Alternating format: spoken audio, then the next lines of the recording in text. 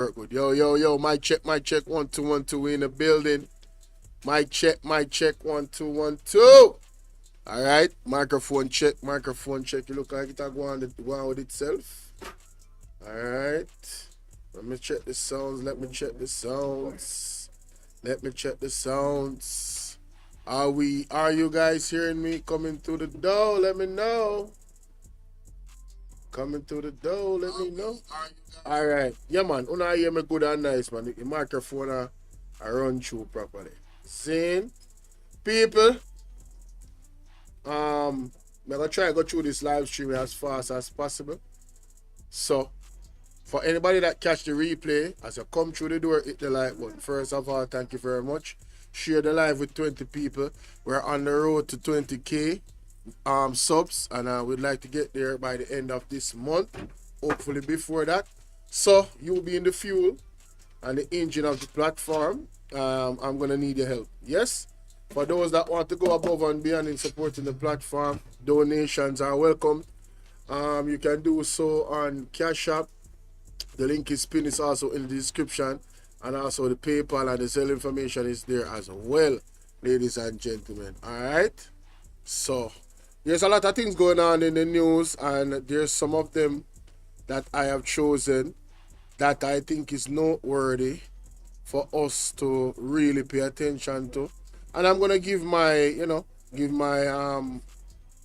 my 2 cents on it and what I think is ultimately, what is gonna happen, really. I am live right now. But before I go there, let us remember this, ladies and gentlemen, the wise words of Mama. I'm just want to say to any Jamaican, we really and truly start listen to a Queen Africa voice. Whether you're Labour, right, PNP, regular Jamaican who just want to vote for a change, you see the next election here will come up under no circumstances whatsoever can you vote in back the Jamaica Labour Party into government. This part of this message is for the loyalists them too, the Labour right government. I'm just want to say to any Jamaican, we really and truly start listen to a Queen Africa voice. Whether you're Labour, right, PNP, regular Jamaican who just want to vote for a change, you see the next election here will come up under no circumstances whatsoever can you vote in back the Jamaica Labour Party into government. This part of this message is for the loyalists them too, the Labour right government. I'm just want to say to any Jamaican, we really and truly start listen to a Queen Africa voice. Whether you're Labour, right, PNP, regular Jamaican who just want to vote for a change, you see the next election here will come up under no circumstances whatsoever.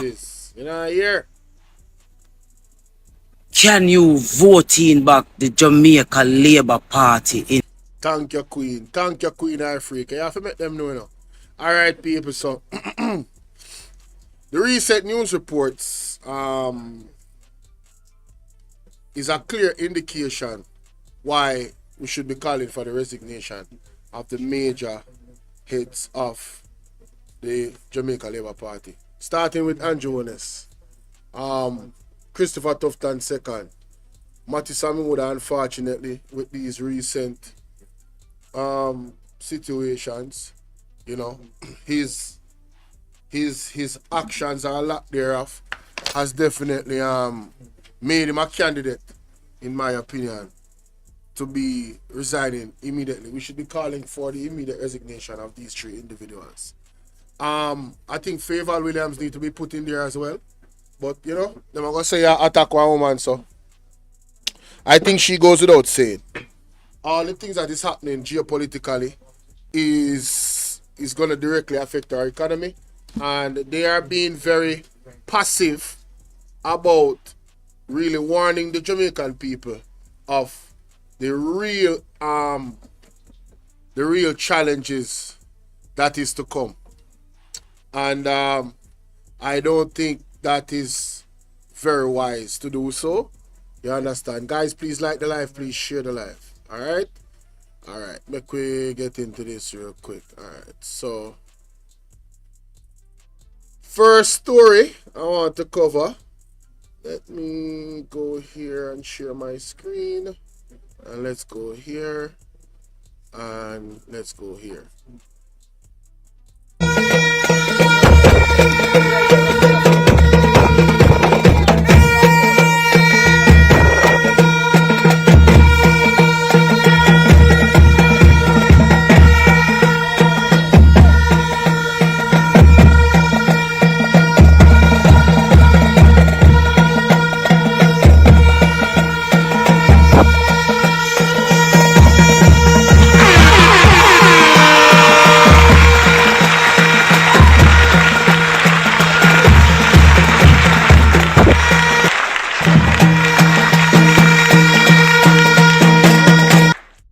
So obviously big congratulations to Titchfield High. I hear there was for winning School Challenge Quiz 2025. It's funny how they even got in the race. There was some alleged skullduggery with the previous school that had to drop out, which made them an automatic candidate to go based off their disqualification to the finals. I heard it was wire to wire, and at the end there was some deliberation about the score. However, East Portland, it is Titchfield, one Isaac Buchanan, education them say, you know it go. You know it go. So big congratulations to them.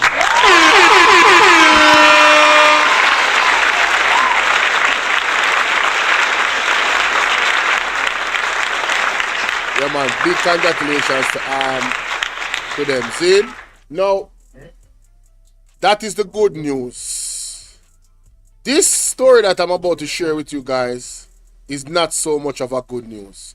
This was actually 6 days ago, but I caught this story. I am not sure how many people or how many vloggers has picked this story up, but when I listened to it, I realized that the deadline to helping this father that I'm about to play it is close, but it hasn't gone already.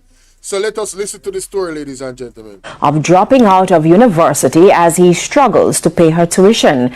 Now, even with a payment plan which allows him to $500,000 per month for $4.5 million medical program, there is still an outstanding balance which could see the student missing her final exams. As Kalisha Williams reports, the family is running out of options. It's very hard. Peter Johnson has embarked on many treacherous journeys as a taxi driver for years, but nothing compares to the route he took as he carries his daughter to destination medical doctor. Anybody that can assist me in any way, I don't care how small it is, whatever it can so I can meet the demand of the university that she don't have to drop out. I'll be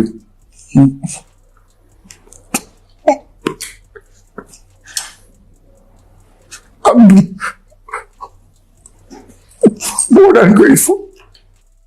Assistance because his daughter, who's a first-year medical student at the University of the West Indies, has an outstanding balance of $2.2 million. The program costs $4.5 million. The Student Loan Bureau provided $1 million.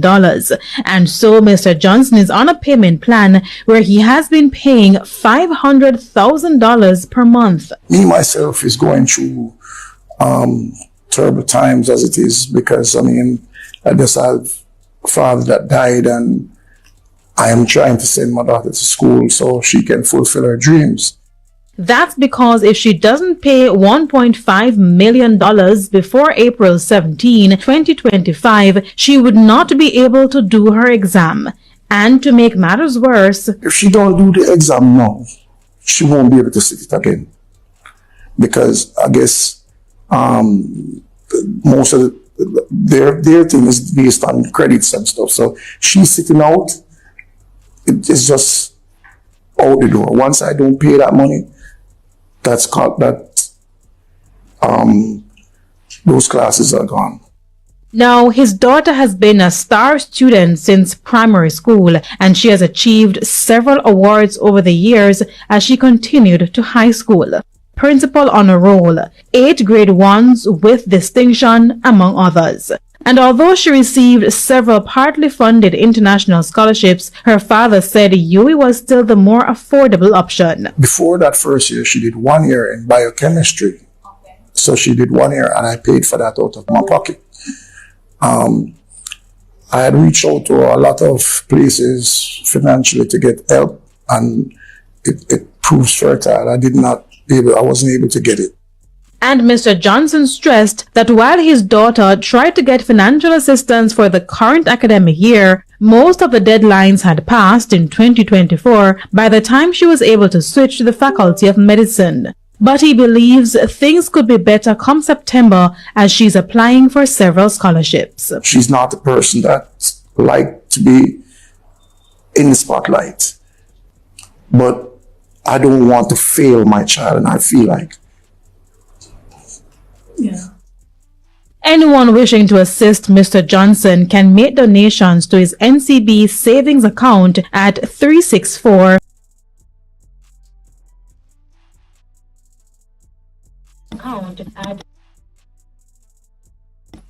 All right, so ladies and gentlemen, that father here.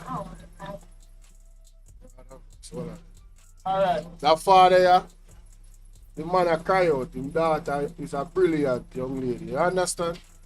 And she at school already at the university. See, when you see a big man, a hard-working man, he's a man who run taxi, him sending child to school. It's just, we have some general, it's just so, the girl is so brilliant, but one of the challenges to brilliant minds when we can relate to, not that I'm the most brilliant person, but it was a challenge for me to continue my education because of money. I wanted to major in architecture. You understand what I say? And at that time, the amount of money it would cost me to board and pay for the first tuition, my mother and my father, my parents were not in that position. You understand? And it's not a knock at them, you know, it's just one of the many realities them of people in Jamaica. You understand what I say? So in this situation, it kinda hit me away, because I said, Jano, remember when me in a similar situation like that. Now, as you hear the details, the date I believe is the 17th of April. The father, 1.5 million him have come up with, and he's asking for help from the people. See, the NCB account number, as a matter of fact, for the people on TikTok, I'm sure know what going on.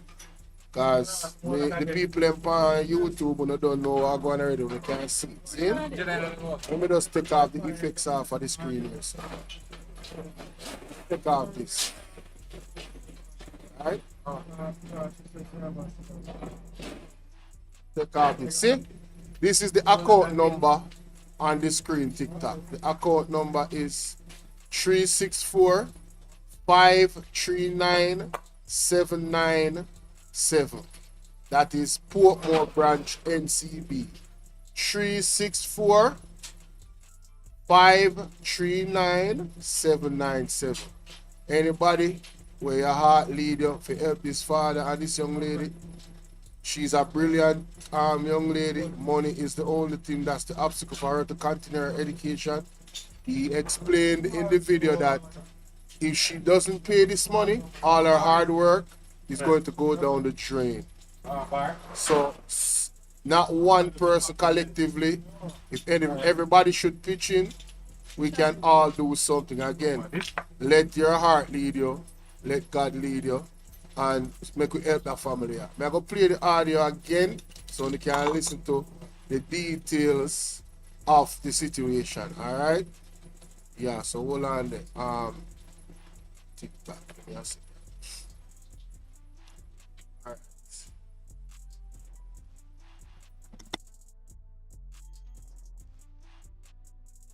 539797. Kelisha Williams, TVJ News. An impassioned plea for help this evening from a father whose daughter is on the brink of dropping out of university as he struggles to pay her tuition. Now, even with a payment plan which allows him to $500,000 per month for $4.5 million medical program, there is still an outstanding balance which could see the student missing her final exams. As Kalisha Williams reports, the family is running out of options. It's very hard. Peter Johnson has embarked on many treacherous journeys as a taxi driver for years, but nothing compares to the route he took as he carries his daughter to destination medical doctor. Anybody that can assist me in any way, I don't care how small it is, whatever it can to make, so I can meet the demand of the university that she don't have to drop out. I'll be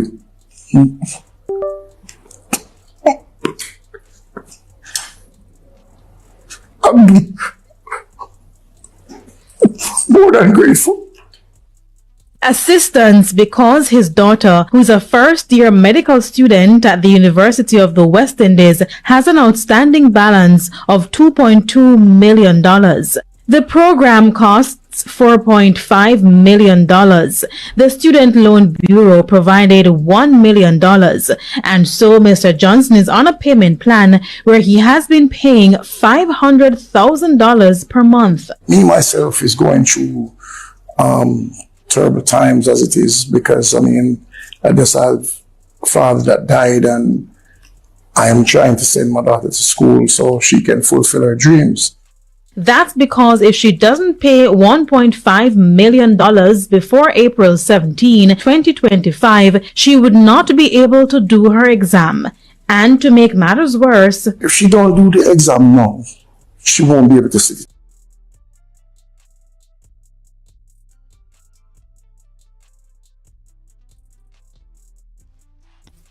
All right, so to hear that, April 17th, ladies and gentlemen, April 17th is the date. You understand? The date of the date, April 17th. All right? So please bear that in mind. See, let's continue. Okay. Because I guess most of their thing is based on credits and stuff. So she's sitting out. It's just out the door. Once I don't pay that money, those classes are gone. Now, his daughter has been a star student since primary school, and she has achieved several awards over the years as she continued to high school. Principal honor roll, 8 grade 1s with distinction, among others. And although she received several partly funded international scholarships, her father said UWI was still the more affordable option. Before that first year, she did 1 year in biochemistry. Okay. So she did 1 year and I paid for that out of my pocket. I had reached out to a lot of places financially to get help and it proves fertile. I wasn't able to get it. And Mr. Johnson stressed that while his daughter tried to get financial assistance for the current academic year, most of the deadlines had passed in 2024 by the time she was able to switch to the Faculty of Medicine. But he believes things could be better come September as she's applying for several scholarships. She's not the person that likes to be in the spotlight. But I don't want to fail my child, and I feel like. Yeah. Anyone wishing to assist Mr. Johnson can make donations to his NCB savings account at 364-539797. Kalisha Williams, TVJ News. An impact.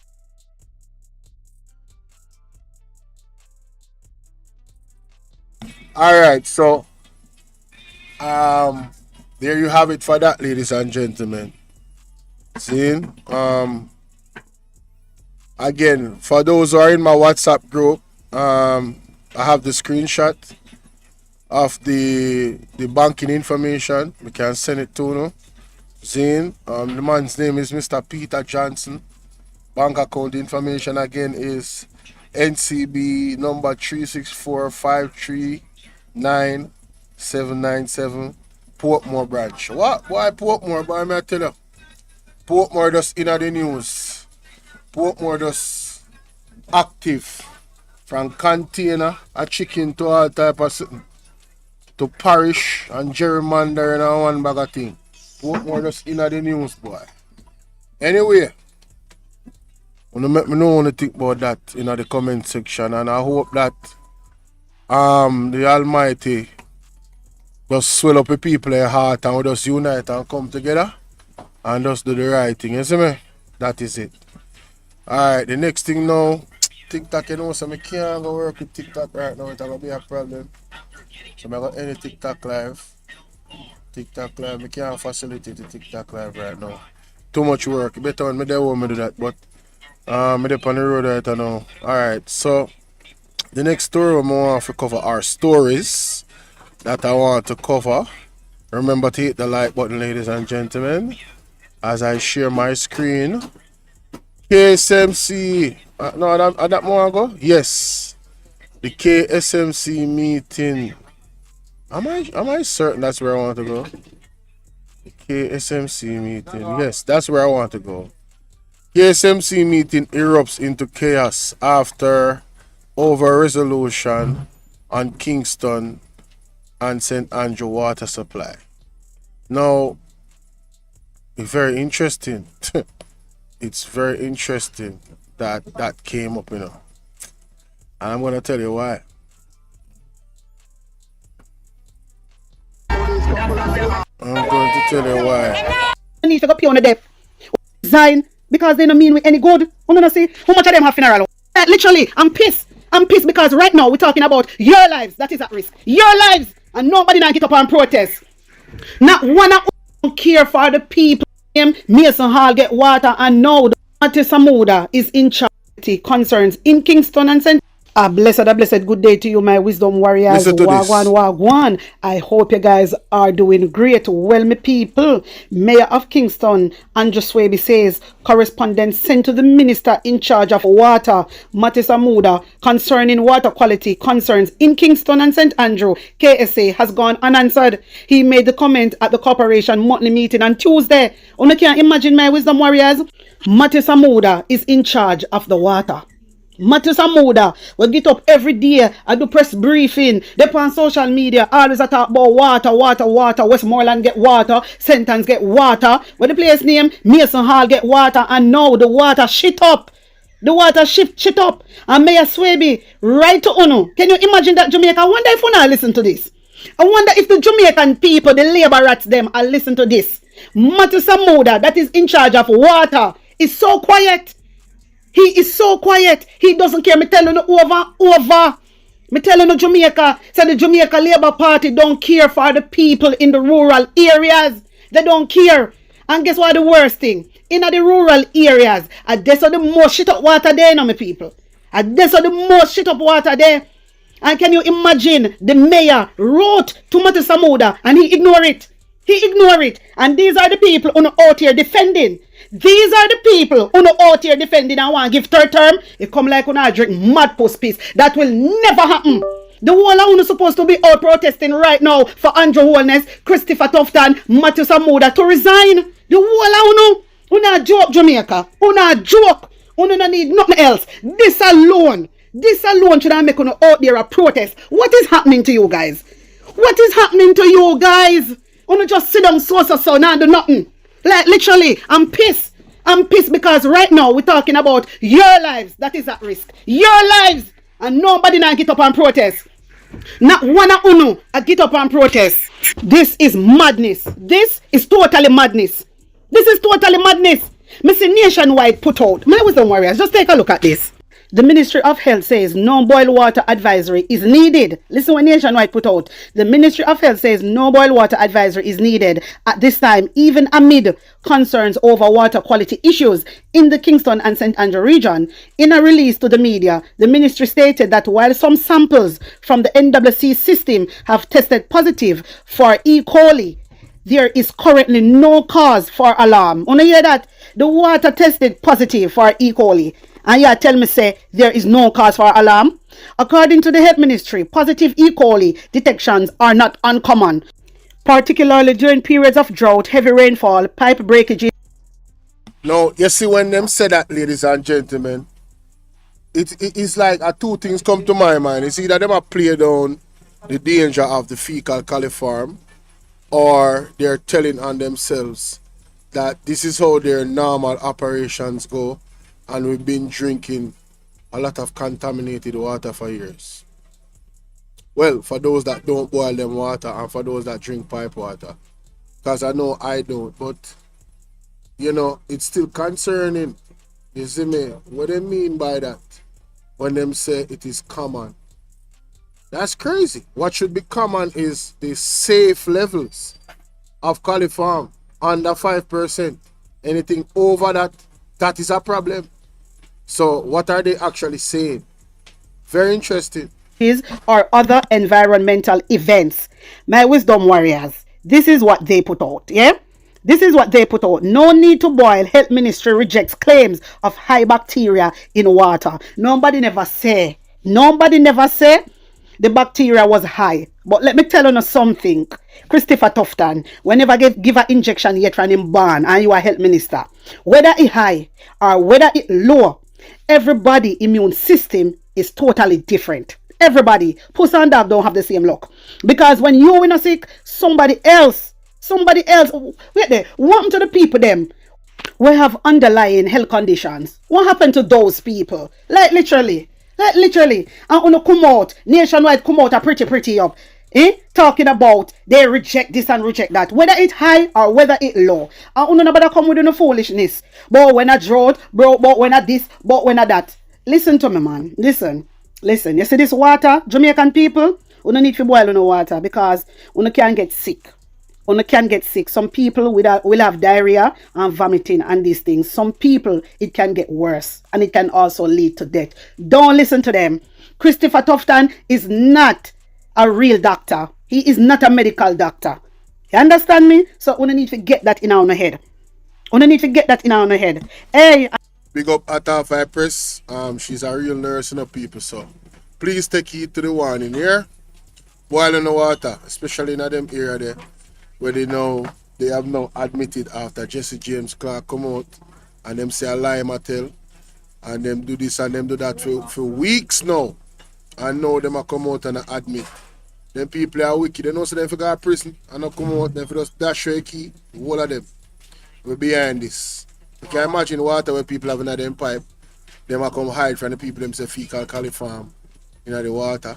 You know how dangerous that is. So you just go Google it and do the research. All of them for come down. Anybody responsible, I don't business. Anyway, the KSAMC meeting erupts into chaos over resolution on Kingston and St. Andrew water supply. Same problem, you know. Here the article says, Zine, Councillor of Lawrence Tavern Division, John Myers, during a point of order labeled Clark's presentation as political. That Jesse James Clark, he must say political, you know. It's, as a matter of fact, let me say this. Jesse James Clark is like Superman. You understand? And the rest of them are villain. Because his statements put the people in pan guard and potentially saved a lot of lives. You understand? Because as something they rightfully said, everybody body react to bacteria different. You can probably drink it through the water, you know, and you know sick you to that no point, you know. And somebody else drink and it's fatal. You understand what I say? So big up Jesse James Clark, right? And if you should go back in history, when there was a gas issue that Andrew Holness went through, he make sure come tell the world about it. Say the gas never good and it's a political issue and he's supposed to tell us that the gas is not good. That's for the car. Well, the water, I guess for our body. So Jesse James Clark was well within him right to come tell us. So let's rubbish those arguments right there. So moving right along. He stormed out of the meeting claiming the motion was being brought in a bid to bring down the Jamaica Labour Party. This somebody let me play it here. Somebody a joker, yeah. Somebody a madman. You should have a resolution, you should have come here What I'm saying, everybody have a right. Everybody have a right. Right? And we come here with Councillor John Myers, I will allow you to speak now. I'm not going to Muslim. Yeah, no, I'm not going to. I'm just saying to the councillors, reminding them that he have a right to speak. Allow him to speak. Allow the councillor to speak. Go ahead, Councillor John Myers.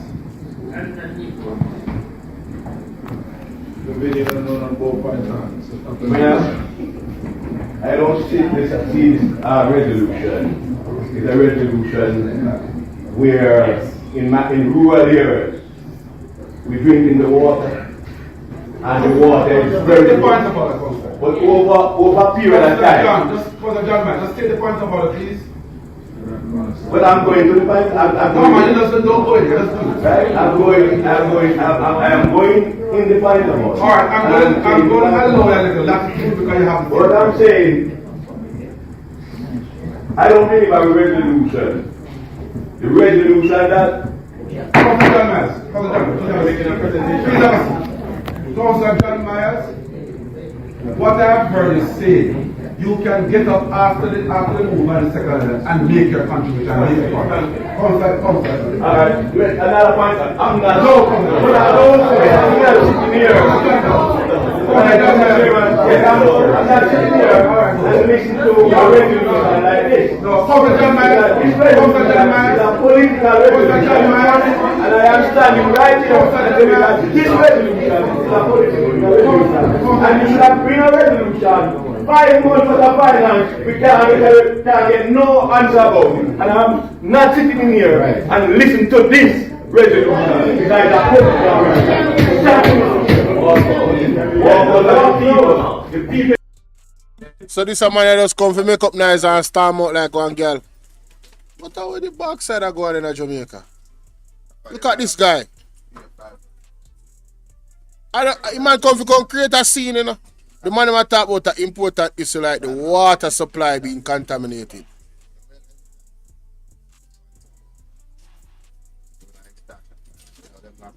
But me not understand. Me really not understand. Yeah. So if you're supposed to give a point of order, but you might make a speech, you might make a presentation, so you might say, yo, make a point of order. That's what I understand, you know. And because him not get him way now, him just forget attention now, him just mash up a meeting or attempt to mash up a meeting. No. Wow, very interesting. Can you hear that drinking that dirty water? I'm not listening to a political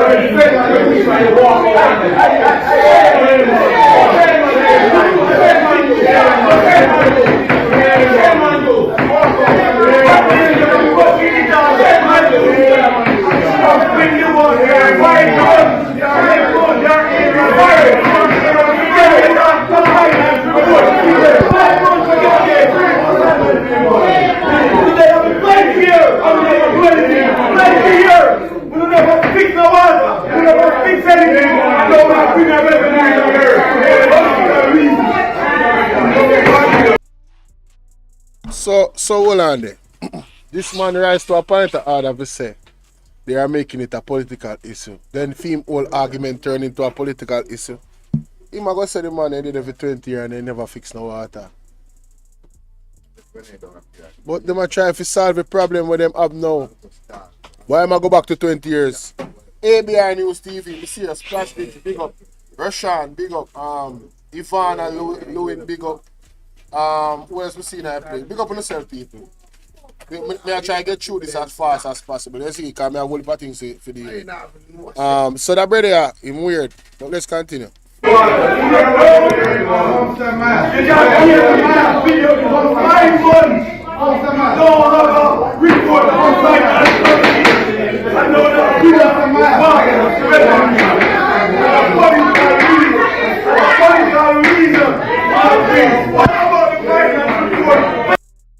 Oh, the man gonna finance report. Oh, he gonna we man talk about water. But this man in a political campaign him come. Sandra Plunkett, what's up? This man come at a political campaign. Mighty God.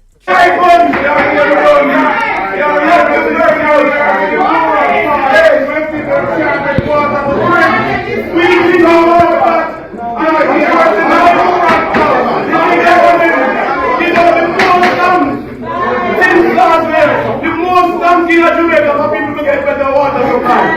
I'm bringing up water.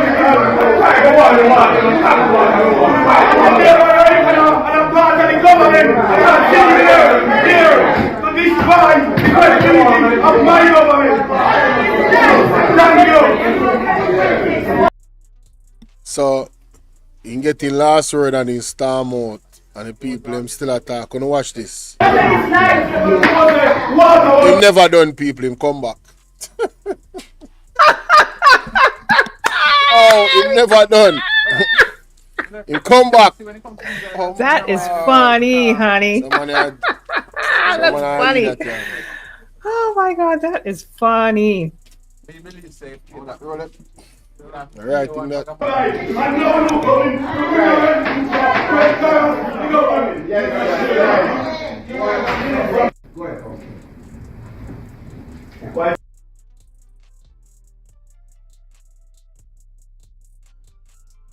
So people, that for the brother. One big old waste of time. Me not tell no lie. Me lose brain cells I watch that a while ago. We are move on to the article here. The SSL fraud. Me read what them say about this. Cause this one, me not get to read the article yet. See? 78 million available for payout in SSL fraud claims. See? Trustee Cadian Campbell has warned victims of the alleged multi-million-dollar fraud and Stocks Security Limited that no fictitious gains, unrealized profits, or opportunity cost will be considered in payouts. Campbell announced on April 3rd that proof of claims must be submitted by April 30th, with payments set to begin in May. This follows more than 2 years after the scheme, which devastated clients, including Sprint icon Usain Bolt, came to public attention. Campbell explained that clients deemed eligible will receive a pro-rated payment from the SSL Victims Compensation Fund, capitalized using an undisclosed portion of management fees collected to date. The claims from victims will be assessed, and I will ultimately have to decide what amount, if any, is admissible for a distribution, Campbell said on Tuesday in response to questions from the Gleaner.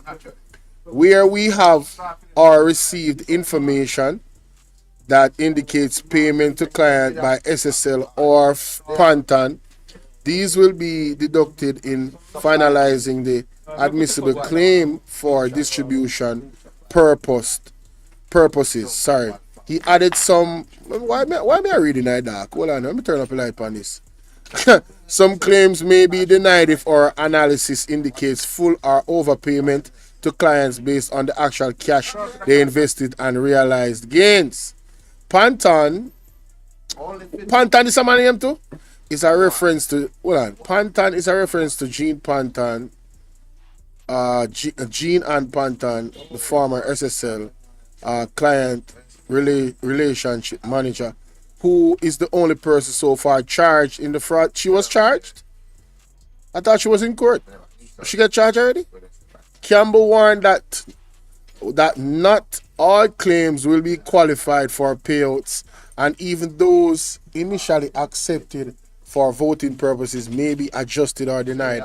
You see, the stipulations around this is very shady. I want to warn all the victims of SSL. Walk into this very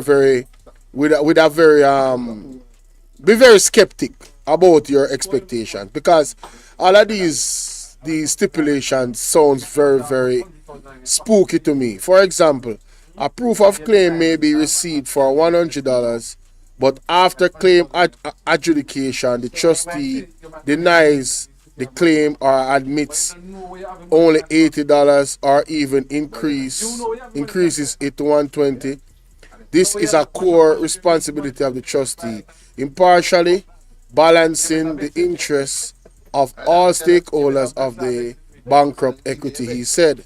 Campbell said US $500, what? No, US $500,000, 78.4 million is available for a payout. Only 500,000 US? Then both not 200, not 2 million both put in there. But it's not safe. A previous phase of activity focused on transferring cash and local equities to clients who were not affected by the alleged fraud.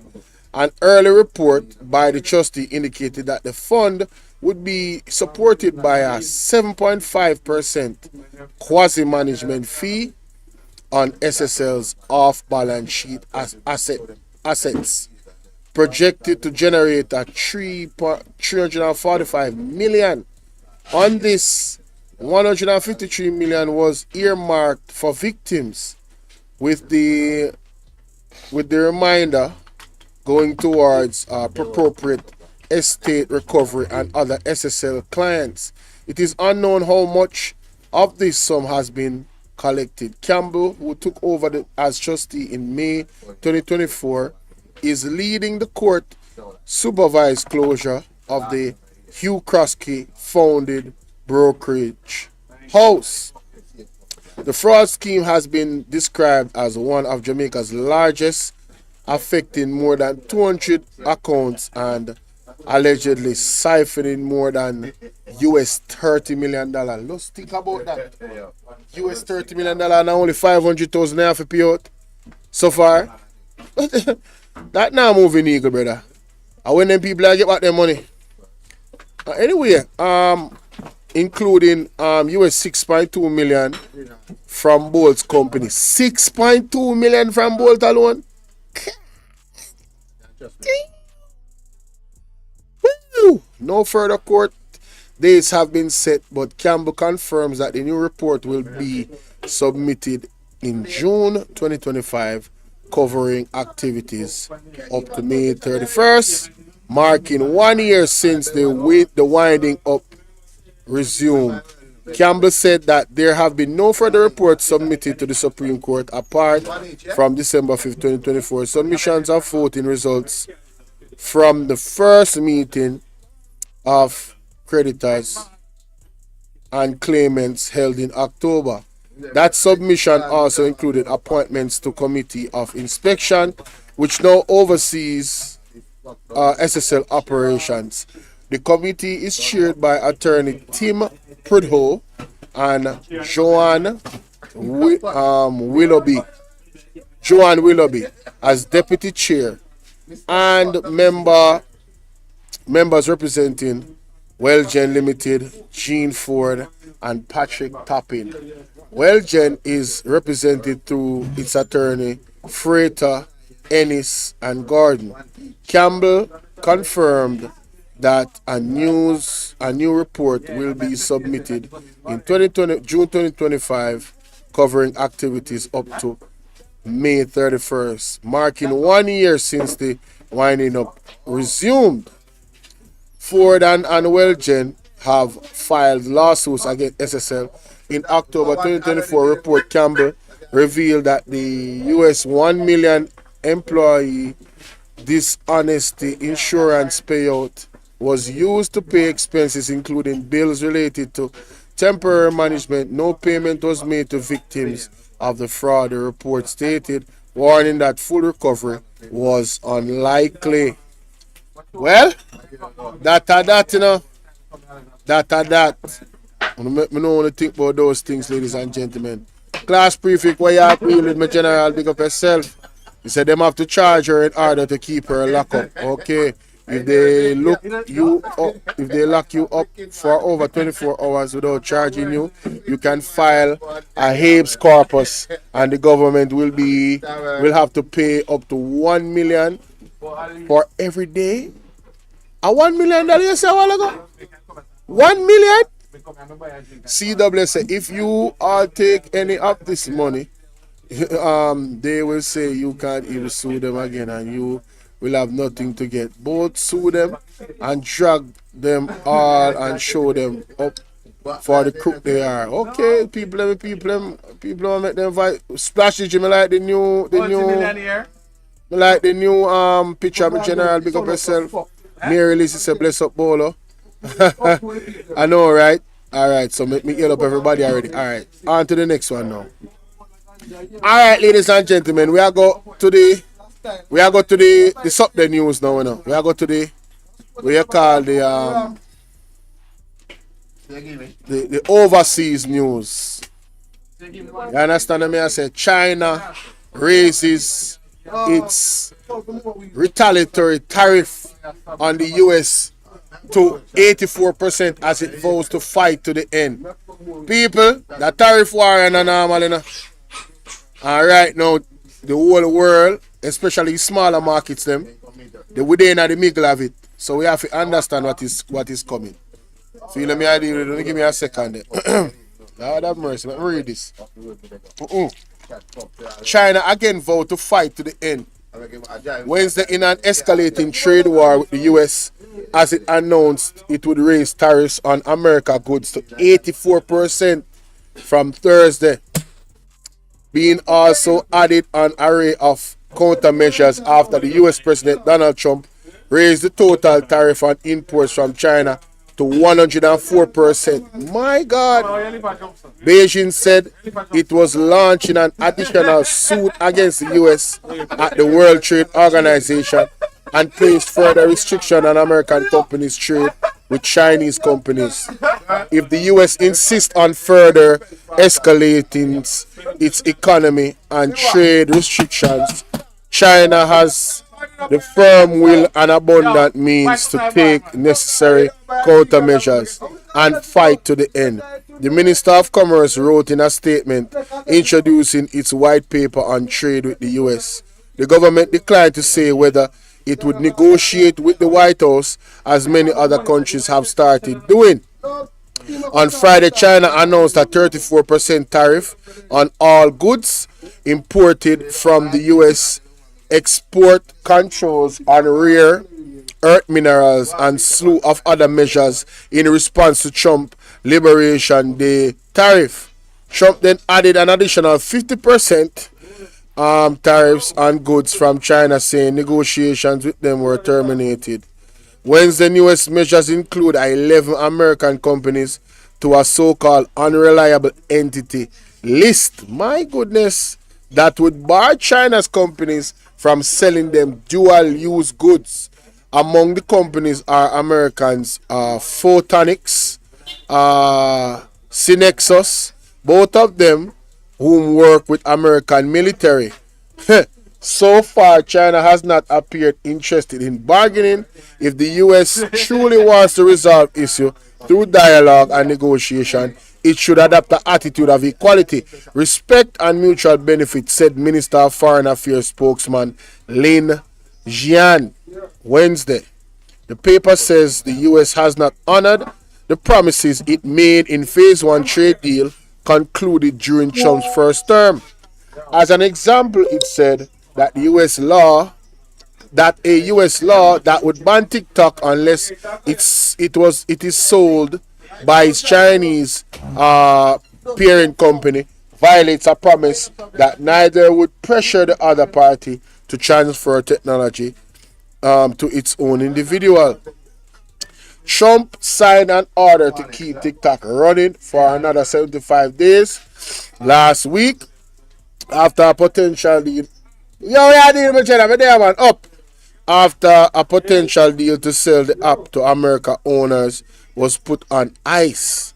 ByteDance representatives called the White House to indicate that China would no longer approve the deal until there could be negotiations about the trade and tariffs. People, this I eat up, you know. The paper also argued that taking into account trade in services and U.S. companies' domestic Chinese branches, economic exchange between the two countries is roughly in balance. It says that China had a trade in service deficit with the U.S. of 26.57 billion in 2023, which is composed of industries like insurance, banking, and accounting. Some tariffs were designed to close trade deficits with foreign countries, but those were calculated only based on trades in physical, tangible goods. History and facts have proven that the United States' increase in tariffs will not solve its own problems, said the State of Chinese Commerce Ministry. Instead, it will trigger sharp fluctuation in financial markets, push up U.S. inflation pressure, weaken U.S. industrial base, and increase the risk of a U.S. economic recession. Woo! Which will ultimately only backfire on itself. Man, listen, China ain't playing, bro. China is not backing down.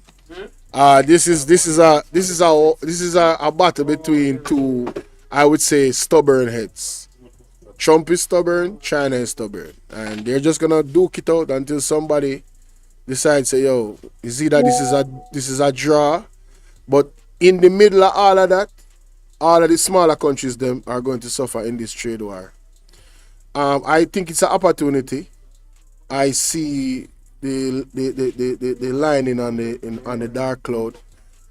This is an opportunity for us as a Caribbean group of countries to unite and start to think about what we are going to produce in each island and have a constructive, trade kind of coalition between ourselves. So, say for instance, they have certain things they produce in that country, and we have certain things we produce over here.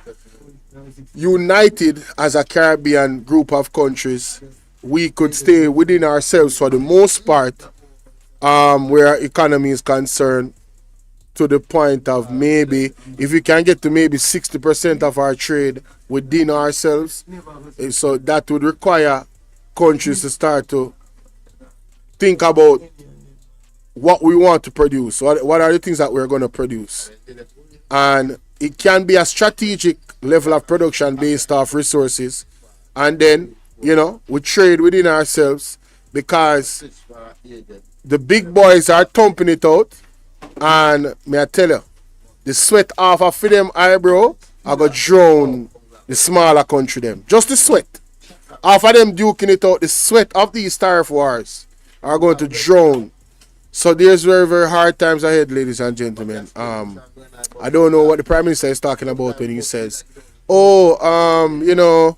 we need some clarity from the government of America. We need clarity. Everybody know what 10% tariff mean, bro.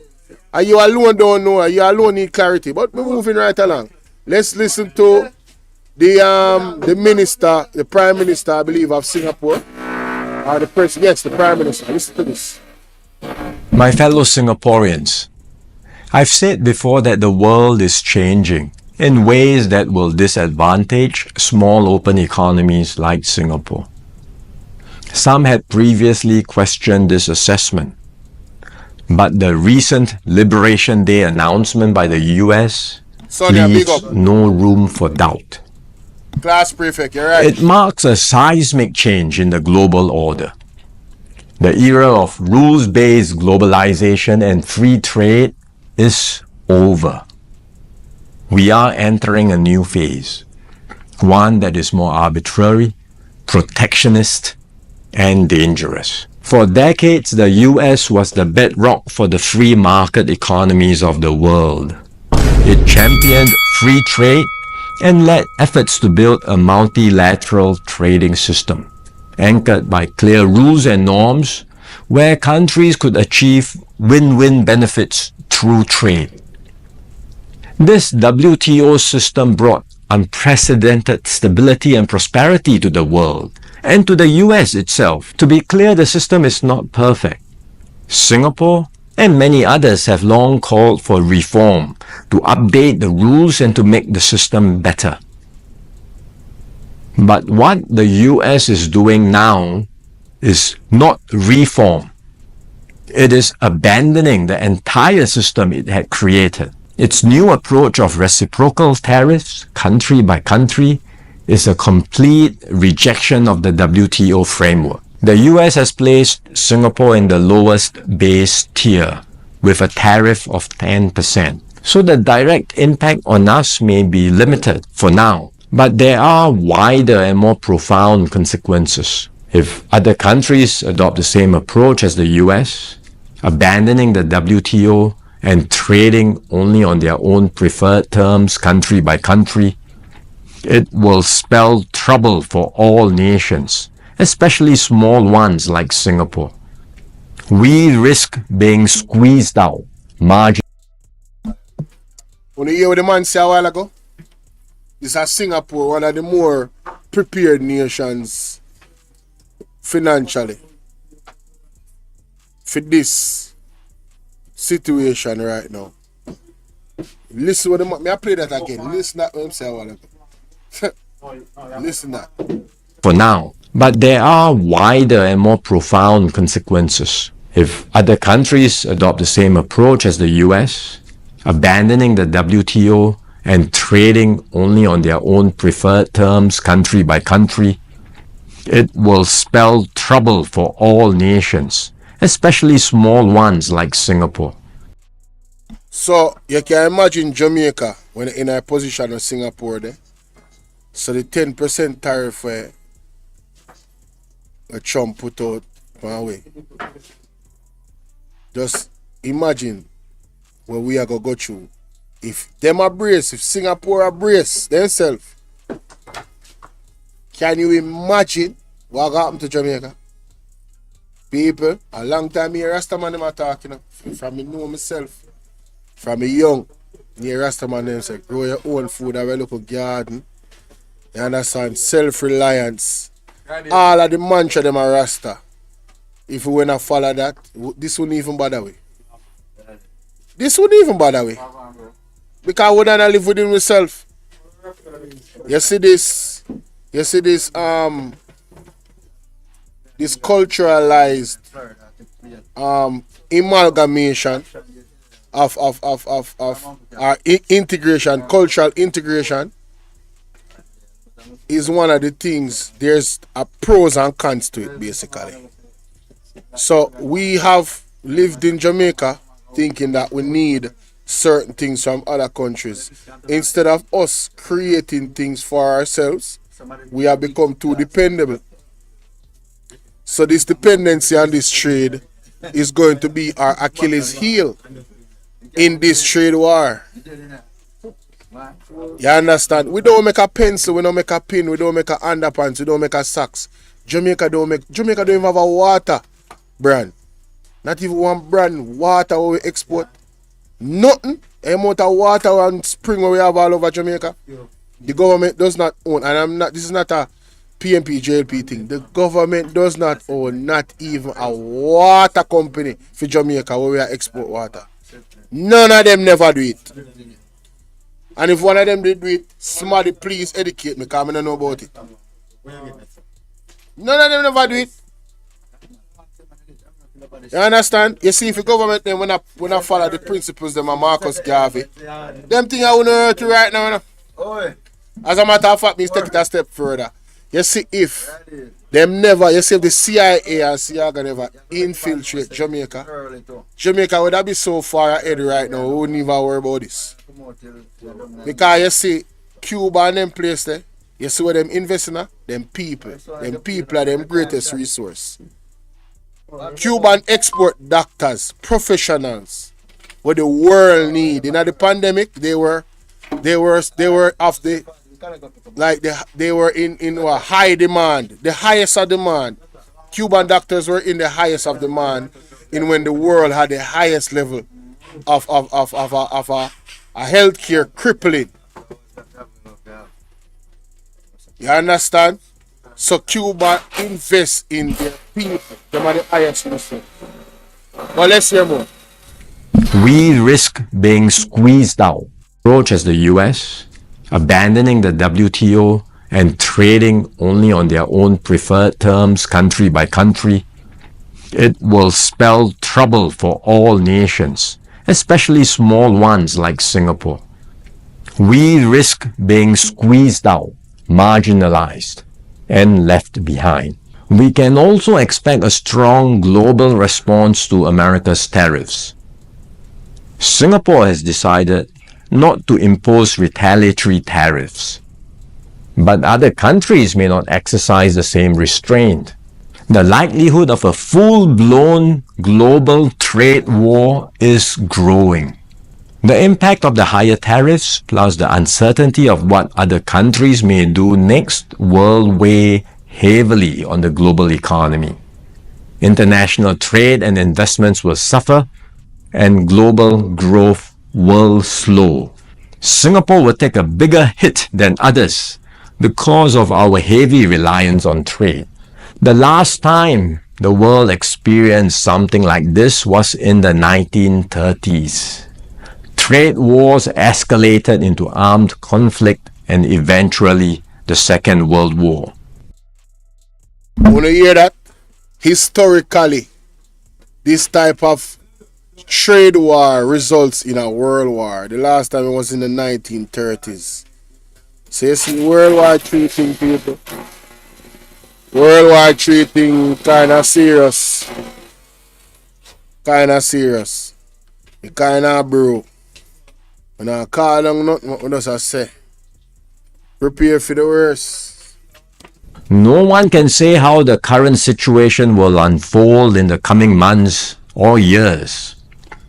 But we must be clear-eyed about the dangers that are building up in the world. Global institutions are getting weaker. International norms are eroding. More and more countries will act based on narrow self-interest and use force or pressure to get their way. This is the harsh reality of our world today. We will stay vigilant. We will build up our capabilities. We will strengthen our network of partnerships with like-minded countries. We are more ready than many other countries with our reserves, our cohesion, and our resolve. But we must brace ourselves for more shocks to come. The global calm and stability we once knew will not return anytime soon.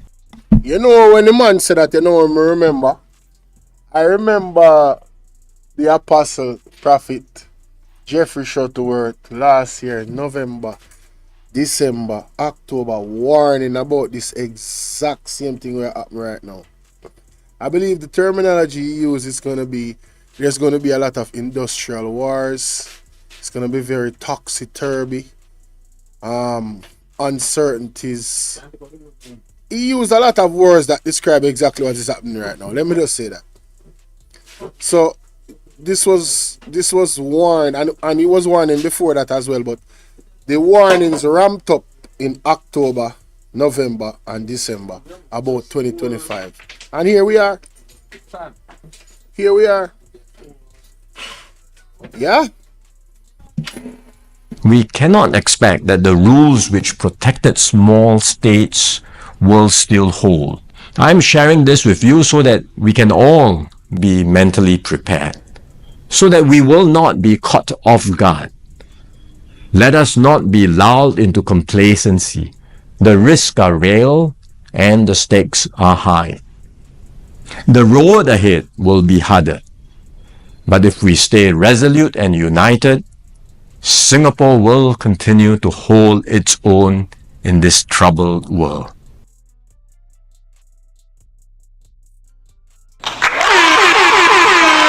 Big up the Singapore Prime Minister for that. You understand? You know what I'm thinking in the comment section about what I'm have to say and my arguments as well. A lot to think about, ladies and gentlemen. A lot to think about. The next topic I know up on the agenda. Let me see. Yeah. This is the final topic, but very important as well. Let's go here, ladies and gentlemen. Let's go to this. Please hit the like button, share the live. Alright. Some NWC system test positive for E. coli, but no need to boil water. What can go so? What can go so? What can go so? Stop the cap. Stop the cap right now. Stop the cap. No bullshit, bro. What did you say? Hey, bro, come on now, dog. Come on, man. What? Bro, what are you talking about, man? Stop lying. Stop lying. Stop lying. Stop.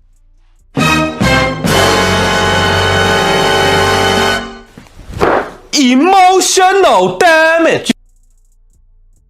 People, me, no know what them people are talking about. E. coli. Let me play this. Let's go back a little bit. Remember this?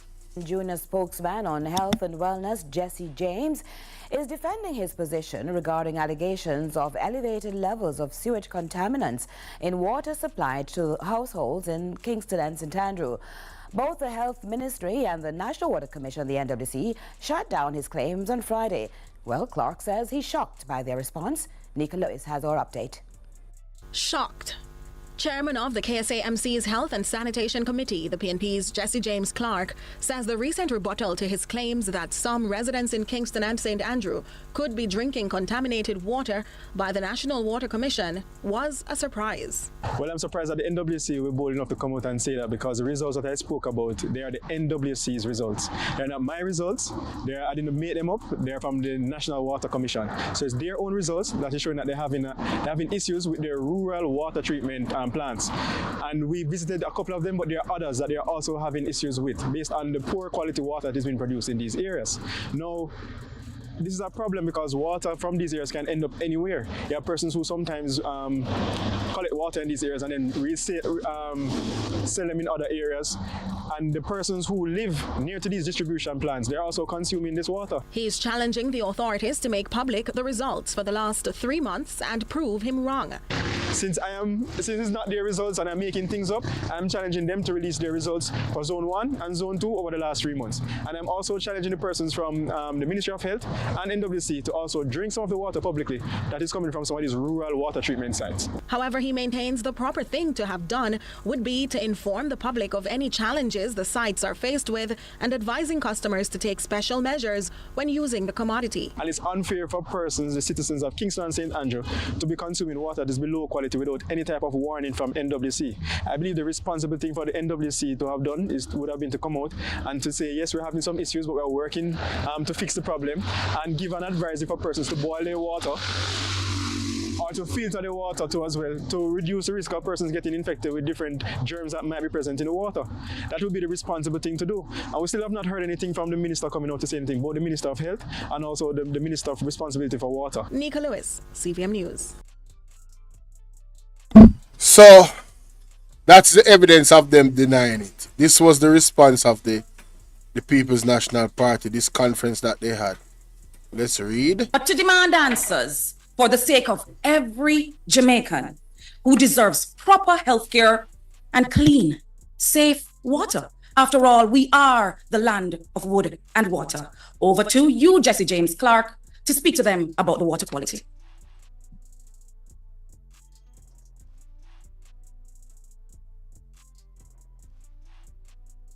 Good morning, everyone. My name is Jesse James Clark, and I'm the Junior Shadow Spokesperson for Health and Wellness.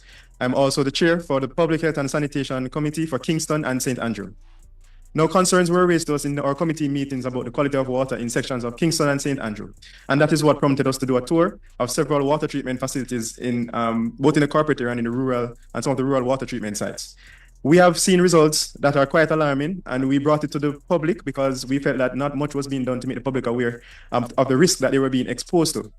After I brought these results to the public, I was accused of bringing false information and telling lies. However, I just want to highlight the results that we have here today that are projected on your screen. And I want to point to you first, look at this graph. What the bar chart, what is it showing? It's showing what the levels of coliforms should be. And just for everyone, coliforms, these are organisms, bacteria, aka germs, that are found in feces and also found in soil. And they are indication of the quality of our water supply. Now, the red line going across the bar charts running from your left to right, this is what the standard should be. So you should not have any of the coliform limits going above this 5% that you see that red line is connected to. However, if you realize for Kingston and St. Andrew, they are right at 5, and the yellow bars indicate distribution. So that means after the water have left the plant in your pipes, that's what it is. And this is suggesting in this case that there's something happening along the line after the water has been treated, because before it's okay. However, when you look at what is happening in our rural water treatment sites, it's very clear, as you can see from the graph, and this is NWC's results, by the way, that you have at source, which is that blue bar, it's almost 5 times the allowable limit. So you have 5 times the amount of germs that should be in the water presently, and these are coliforms, which means that you have very bad water quality after the water was treated. Because at source, this is at the plant when they have brought the water through their treatment process and tested it to see if the treatment process had worked. And you see that it's way above the allowable limit. And knowing this, the water was still distributed, and you have in distribution where it's almost 3 times the allowable limit, where it's at 17 in the yellow bar for the rural communities. Now, this is not just a one-off situation for the month of February. For the rural areas especially, this has been consistent. And we understand why you'll have this consistent bad result or poor water quality coming out in the rural areas after our visit. The water treatment, we're not saying that you'll be able to do all the steps that you do at your major water treatment facilities, like a Constant Spring. But even in rural areas, you still have to take some measures to ensure that the water is safe for consumption. So, for example, at your regular water treatment site, the water goes through several processes. For example, it goes through flocculation, which is where they add chemicals to bind with those fine particles that might be in the water, so that they can become heavier and settle out. You have sedimentation, which is where the heavier dirt particles settle on the water. It's basically clarifying the water to make it clear. And then that sedimentation, the clear water is removed.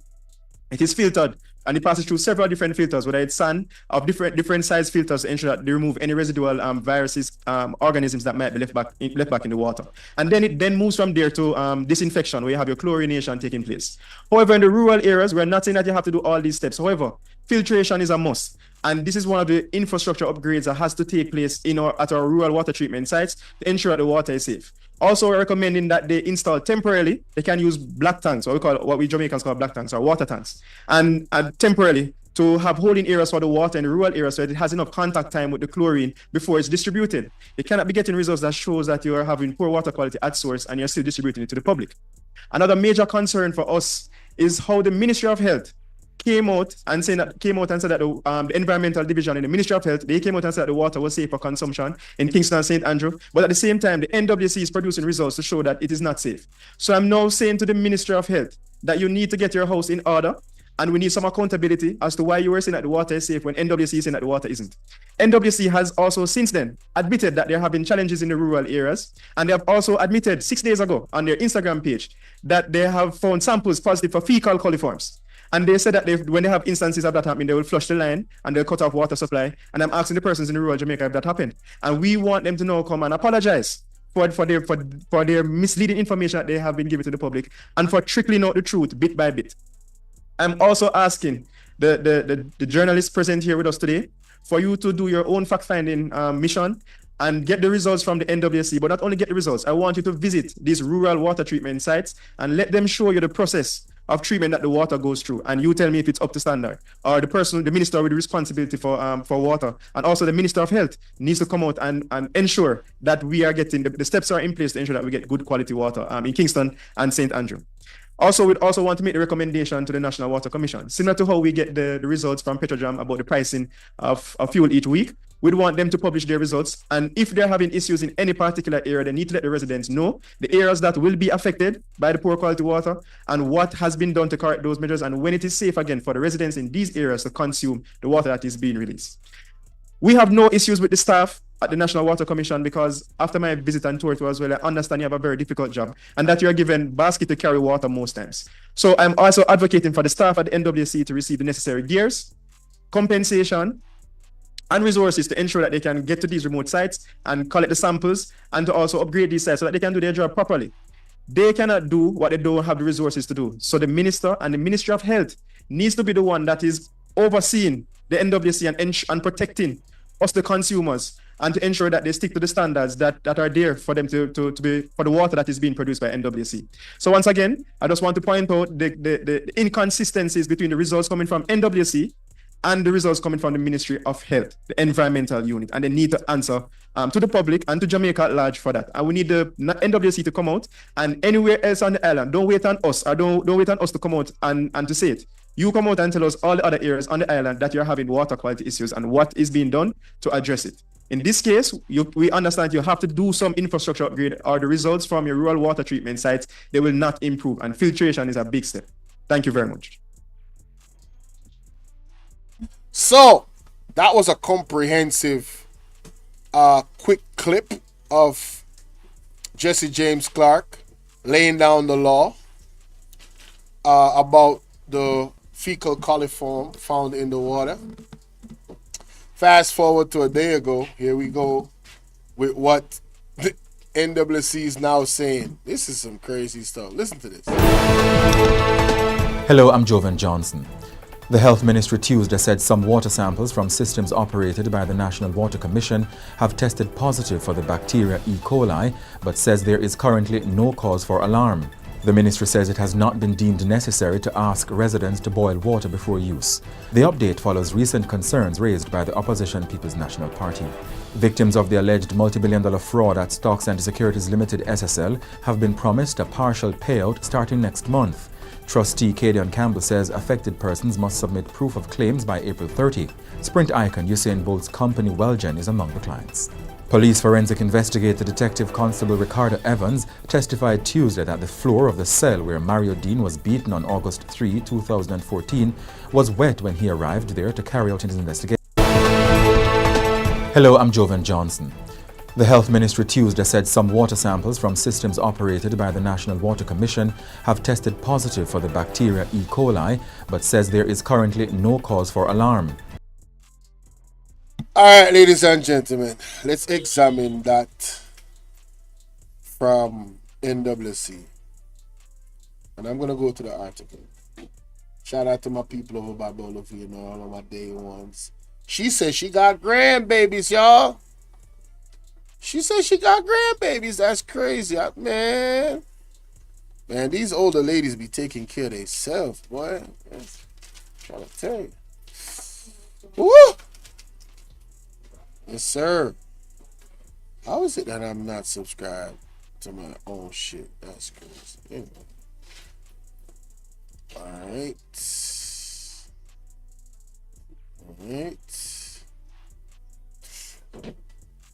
Shout out to Antoinette Feathers. Them wicked, very wicked. I know, right? Jillian Marie, Renice, Walking in Divine Purpose. How are you? Guys, I want y'all to go over and support Walking in Divine Purpose. Can somebody drop her link in the chat? You know what I'm saying? Y'all need to go over there and go check her out. Alright? She really about that. Walking in Divine Purpose. Roslyn Swaby, what's up? Splash Digi, can you drop her link? Class Prefect, one of y'all.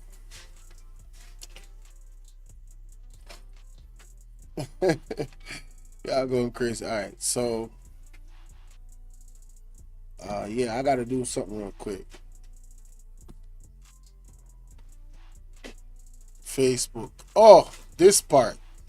Yeah, let's listen to this and then I'm gonna go to the article. Y'all remember this? Oh shit, it's muted? Similar to how we get the result. Also, we'd also want to make the recommendation to the National Water Commission. Similar to how we get the results from Petrodrop about the pricing of fuel each week, we'd want them to publish their results. And if they're having issues in any particular area, they need to let the residents know the areas that will be affected by the poor quality water and what has been done to correct those matters, and when it is safe again for the residents in these areas to consume the water that is being released. We have no issues with the staff at the National Water Commission because after my visit and tour to as well, I understand you have a very difficult job and that you're given basket to carry water most times. So I'm also advocating for the staff at the NWC to receive the necessary gears, compensation, and resources to ensure that they can get to these remote sites and collect the samples and to also upgrade these sites so that they can do their job properly. they cannot do what they don't have the resources to do. So the minister and the Ministry of Health needs to be the one that is overseeing the NWC and protecting us, the consumers, and to ensure that they stick to the standards that are there for the water that is being produced by NWC. So once again, I just want to point out the inconsistencies between the results coming from NWC and the results coming from the Ministry of Health, the environmental unit, and they need to answer to the public and to Jamaica at large for that. And we need the NWC to come out, and anywhere else on the island, don't wait on us, or don't wait on us to come out and to say it. You come out and tell us all the other areas on the island that you're having water quality issues and what is being done to address it. In this case, we understand you have to do some infrastructure upgrade, or the results from your rural water treatment sites, they will not improve, and filtration is a big step. Oh God, so Pete, we'd also want. And this one time I had a random blessing to fall.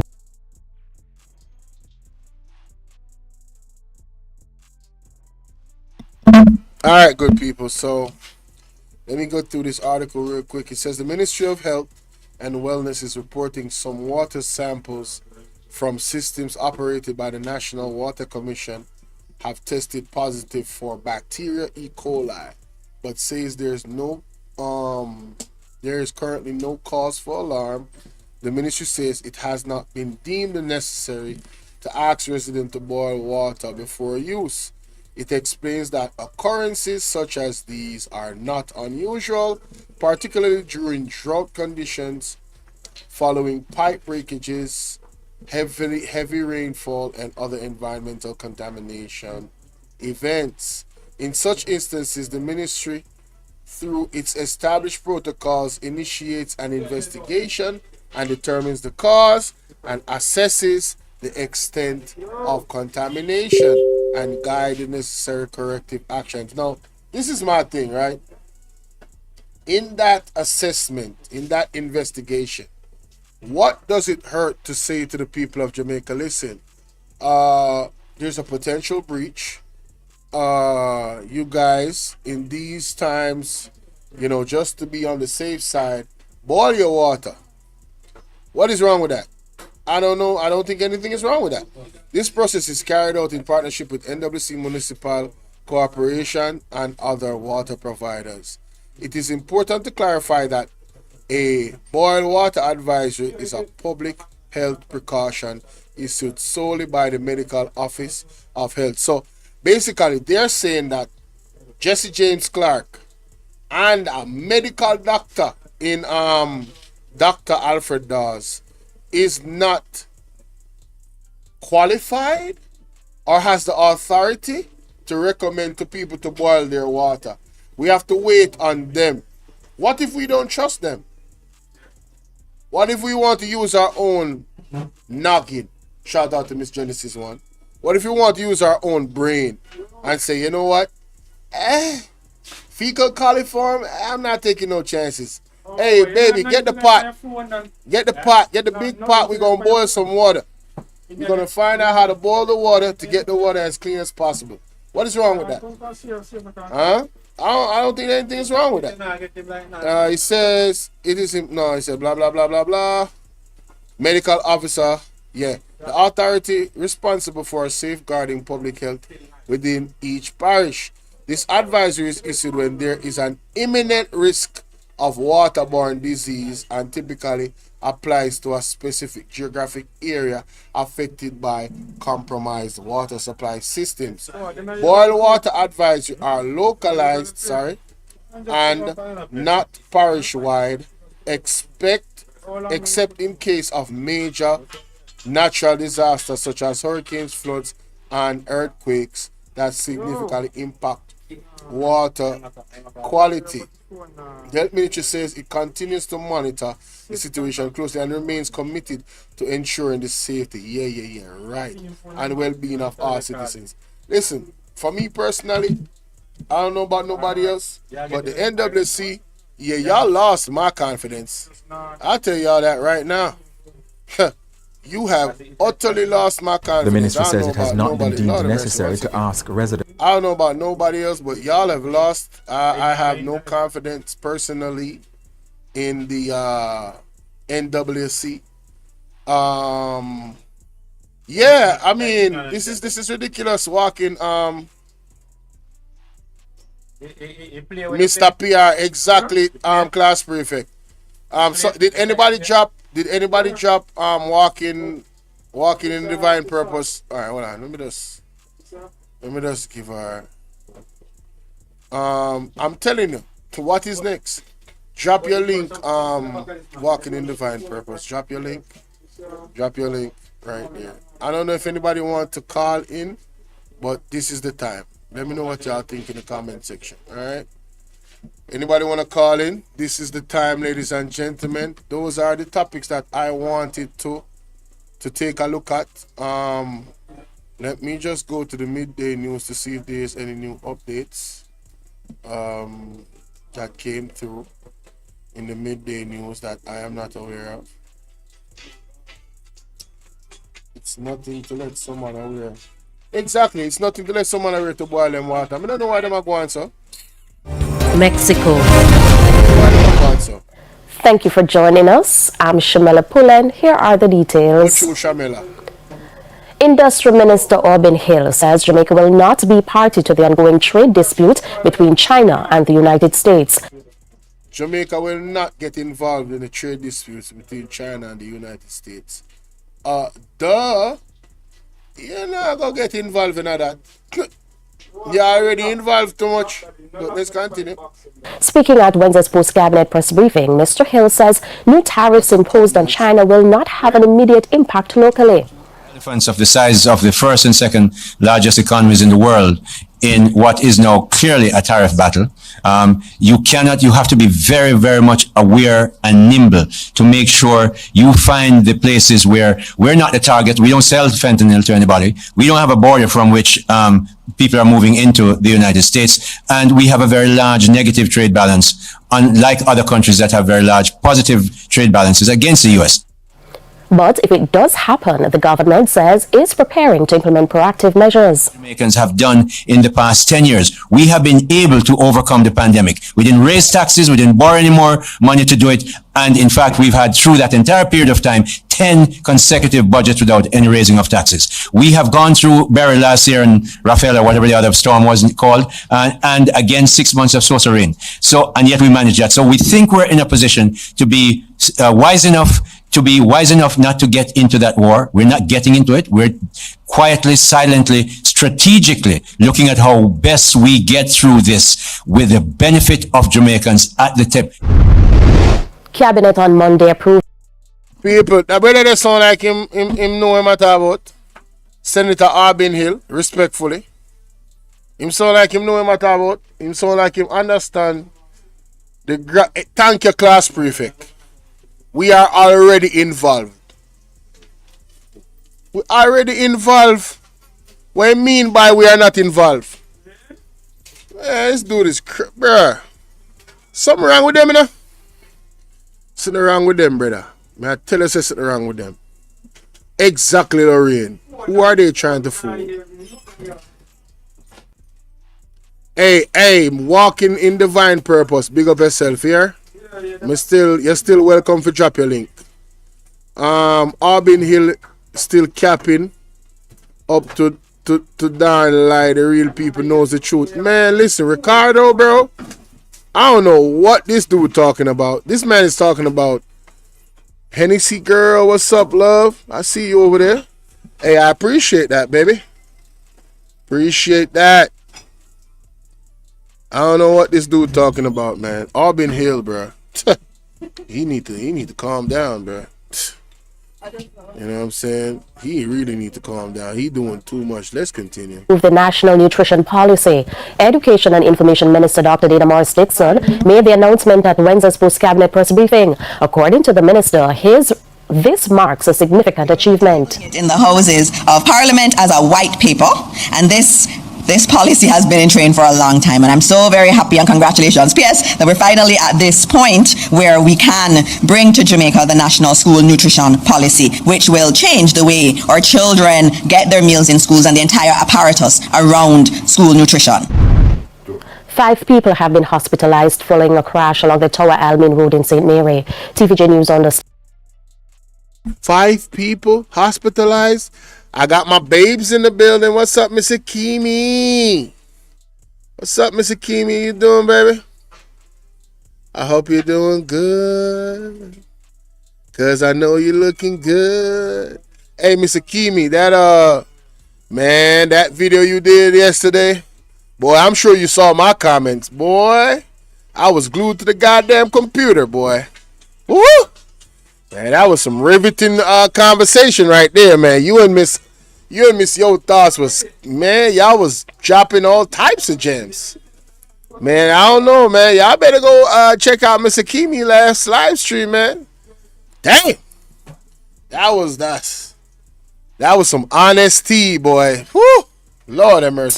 That sometime after 2 a.m. Wednesday, a motor car was heading towards Ocherias.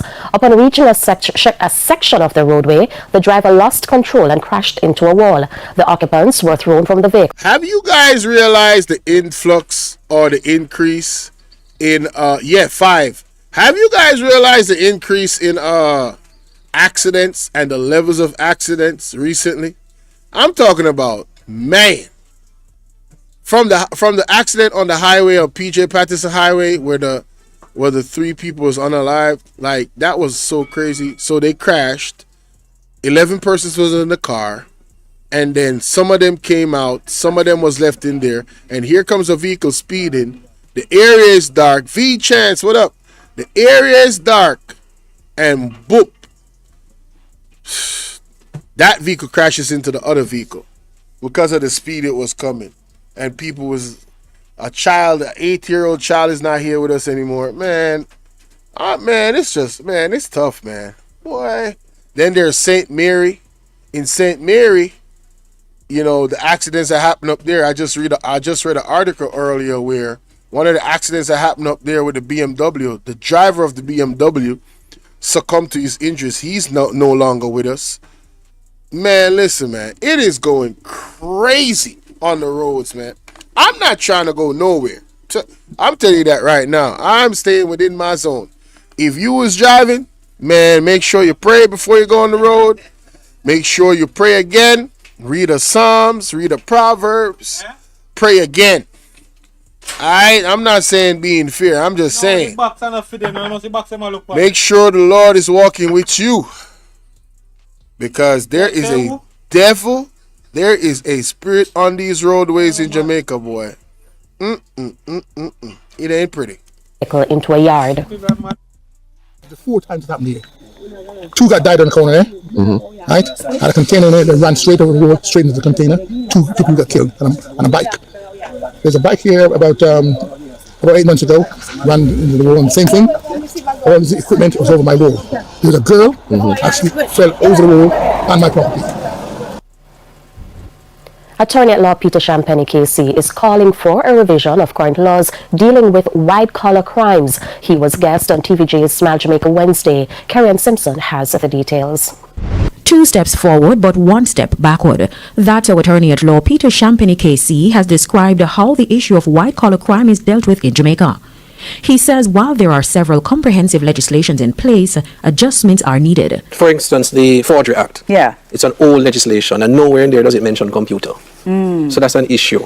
There are certain evidential hurdles that you have to climb as a prosecutor in terms of speaking about the authenticity of a document, computer-generated document, all of those things. So we need to look back at that. And then finally, there are some issues where there are gray areas where, you know, someone is accused of a crime, but it's not it may be an ethical issue, but it's still wrong, and the legislation as it is now doesn't cover all of that.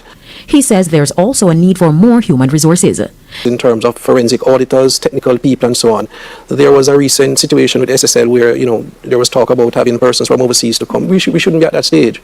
You know, not to say that we haven't developed our police investigation and so on, but certainly we need more assistance in that regard. And in instances where agencies and law enforcement are at a stalemate in moving forward, Mr. Champagne is recommending that the provisions in Hold up. Hey, who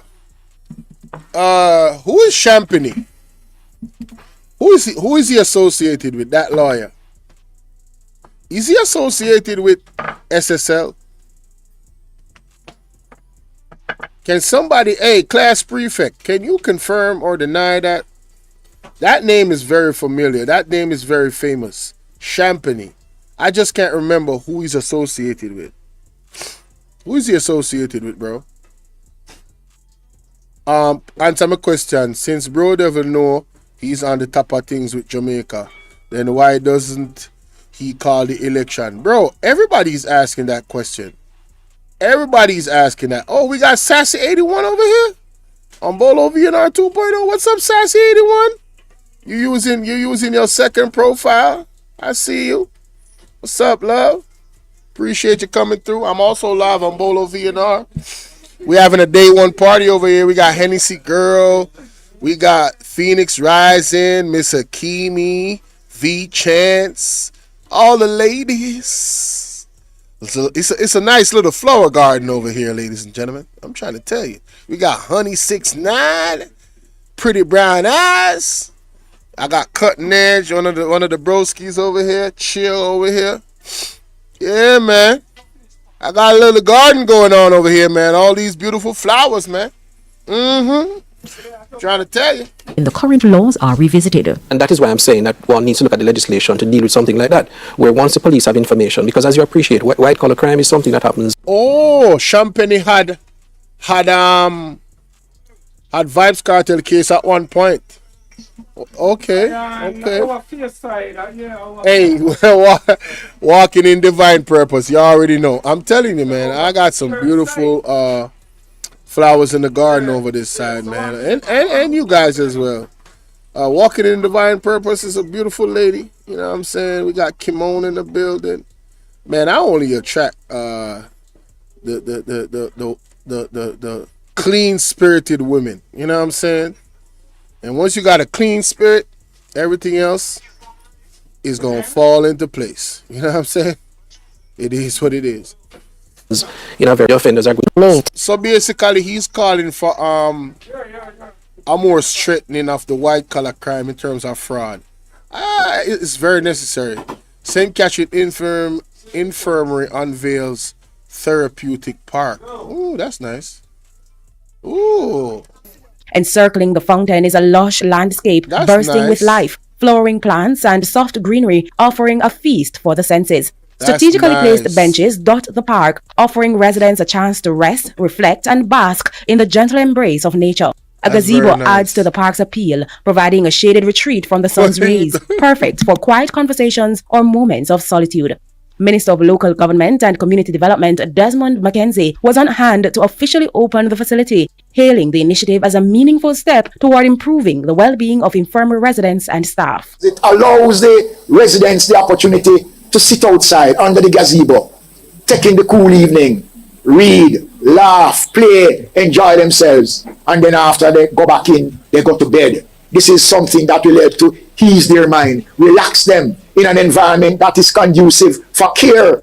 As part of a broader push to enhance care within infirmaries across the island, the minister announced that psychiatric care will now be offered to residents through the Poor Relief Services. Additionally, outside of the psychiatric care, we have brought in dietitians, because I went to, forget which infirmary, and when the lady done with me, she said, you know, yam this hard food like how we yam it. You expect of it, and she went on. And I listened, and we engage the professionals. And every infirmary and golden age home across Jamaica now for the last 5 years have the service of a dietitian. The newly unveiled park is the 7th therapeutic garden of its kind established in Jamaica, representing a growing commitment to holistic care in public infirmaries. Sandy Williams, TVJ News. It was a morning of celebration at Titchfield High in Portland Wednesday. This as the school was declared the winner of the 2025 TVJ Schools Challenge Quiz. Titchfield secured 26 points, narrowly defeating Jamaica. Shout out to Titchfield, man. Congratulations. Mornings are on Mondays, but today's which day of the week again? Today is Wednesday, and we are here because of a specific reason. We would have followed on every month Monday morning when we speak about the achievement of the School Challenge Quiz team. We would have watched them play, we would have watched them win the pre-qualification matches, and we would have watched them lost. So It wasn't a smooth journey for the team, but they persevered. I was in studio last night and I got the opportunity to see the boys play live. You saw them on television and they did a remarkable job. They had us biting our nails and they had us shaking our legs, but at the end of the day we won and we were victorious. So It's time for a break. Stay with us. More stories when we return. Jamaica is reporting that its profits jumped to $6.2 billion during the period. So BOJ is saying that they're making a lot of money. Well, the banks are thriving. They are thriving. And everybody else is suffering. They got all that money, but people can't access it for loans because the rates are too goddamn high. And the PNP been talking about that. Crazy, man. Make it make sense. Oh, thank you, Lorraine. Yeah, I've been, Bolo VNR clips, you know what I'm saying? Thank you guys for all y'all support. You know what I'm saying? That's subbed up over there. Yeah, I appreciate y'all, man. I'm gonna be going live, multiple lives. Yeah, I'm gonna be doing multiple live streams. While I'm going live on my main channel, I'll just go live on Bolo VNR clips as well. Because Bolo VNR it's just, I don't know what they did to that channel, boy. I don't know what they did to y'all, man, but it's tough. January 1 to March for 30p on billion in slogan President Donald Trump says his team is working on tailored deals that eventually could lower some of those tariffs. And that's it for the Business Minute. I'm Carrie Simpson. Hopefully this goddamn tariff war. I want Jamaica to be in the frame of mind that this tariff war is not going to be beneficial to us. And I want it to force us into a position of self-reliance, where we as a government, as a people, really start to get in the position of not being dependent on our neighbors that much. You're not going to be 100% independent, but can we maximize our independency to the ultimate level? I think this is the perfect opportunity, because they say when your back is in a corner, that's when you elevate and get creative. And as a country, I believe that we really need to incorporate Marcus Garvey's philosophy in how we move forward. Okay, we got Sassy 81 over by Bolo VNR, another beautiful lady in the garden. All right, that's what's up. Shout out to Sassy 81. What y'all say? I have no idea. Yeah. That is an excellent question, man, but you would have to pose that yourself. Facts. Yeah. Y'all, you'd have to pose that for yourself, man. Shout out to Sassy 81. So the rest let me see what I'm going up on Instagram. You know what? Let me look on Twitter, because is there anything from the let me see, PMP. Ooh, wait a minute. Dismissal of health crisis. Oh, let's hear what she has to say. Wait a minute. Is condemning the government. The following is a release from the People's National Party Media Unit. The People's National Party Youth Organization is condemning the government's reckless dismissal of credible public health warnings, and we're demanding the immediate resignation of JLP Councillor Beverly Prince of the Cashapart Division and a government Senator Marlon Morgan. This follows the NWC's confirmation of E. coli contamination in sections of Kingston and St. Andrews water supply, a crisis that the government initially downplayed and weaponized for political gain. Weeks earlier, it was Junior Shadow spokesperson on health and wellness, Jesse James Clark, who raised urgent concerns and called for the release of water quality data, warning of public health risk. Instead of taking the matter seriously, the government chose to ridicule and try to discredit Mr. Clark. On March 24, Senator Morgan branded Clark's call as false, reckless, and irresponsible. By April 1, Councillor Prince and the JLP's Kingston and St. Andrew Municipal Corporation Caucus went further and demanded Clark's resignation and accused him of spreading misinformation. But the NWC's admission makes one thing clear. Clark was right, and the government was wrong. This wasn't just political deflection on the part of the government. It was a dangerous attempt to silence legitimate. Alright, so ladies and gentlemen, there is a video that there's a video, right? I gotta cover this because this is important. I'm gonna cover this, and I'm gonna also cover another video. This is the last thing I'm gonna react to before I end the live on Bolo VNR 2.0. I have a premiere coming up at 5. It's a premiere of Right Mango. I captured most of her live stream on TikTok, so y'all need to go and check that out because she was going in. She was really going in, and that was gems after gems after gems after gems. Yeah, I'm in my outside office, Hennessy girl. In my outside office. Oh, and I could take shots in real time, so y'all want to turn me up? Hey, turn me up. The Cash App is open and the PayPal is open. You heard? Let me see. Somebody's calling me. Answer the phone, man. Hello? Can you hear me? Yes, Bolo. You have to turn off everything in that background, bro. Yeah, man, I did. Yeah, man. Go ahead. Yes. You remember that video that you was doing the other night? I needed to do another one for it, brother. Honestly, which video? That thing made me laugh my ass off, man. Which video that? The way you was so charisma on it and all of that. No, which video? Which video you talking? The one with Cliff Hughes, man. PJ Swimas, man, Emily. Oh, you mean my raw reaction to it?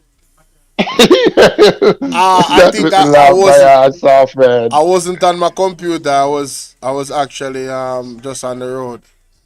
Yeah, usually my raw reactions are the most comical. Damn it, man! You do a reaction on it, man. Yeah, because you know, me have to laugh, brother, because it's like if me not laugh, me I will get upset, and then I don't want to get upset because then that's not gonna be good for my health. So I try to I look at these dudes as clowns, man, for real. Real talk. These dudes are some clowns, bro. Honestly, bro, I'm listening to the whole thing of it, standard of it, and then trust me, it let me want to think the reason. Probably what I'll have to do is download that clip or that live stream and just cut out that portion and post it by itself. Probably that's what I have to do. Do some more work on it, man. Do some more work on it, man. That is funny as hell, bro. Yeah, probably I'll just let the voice, the audio, and then I'd clip in the visuals to show what I'm talking about. It's gonna take some editing. Right. It's gonna take some editing. Yes, yeah, man. Just do some serious work on that, bro. Trust me, that let me laugh my ass off, man. Cause I mean, I'm Bolo. Trust me. All the time I'm listening to Cliff Hughes. Yeah. And I'm saying, why the hell? It's worse than the day one time PJ Patterson come out and speak. Was declaring some of his work his farmer work that he did, his declaration on his work, and Cliff Hughes don't do nothing more than come back and him and the other guy bash him So I'm saying, why they keep doing that? So now that the young lady there, what's your name? What's your name again, man? Damn. Come up with it, and while you were bringing it out, and I said, yes, Bolo. I want you to do that, man. Do that. But you do it. Hold on, somebody asked me what is the title of the video, because right now you have them interested. Damn, yo, that is so funny, bro. Oh, yo. shoot. Wait a minute. I gotta put some respect on wait a minute. Somebody just sent me a cash app. I gotta put some respect on this. No problem, All man. right, shout out to you for the donation. You know what I'm saying? I appreciate you. I got it, Hennessy girl. Thank you so much.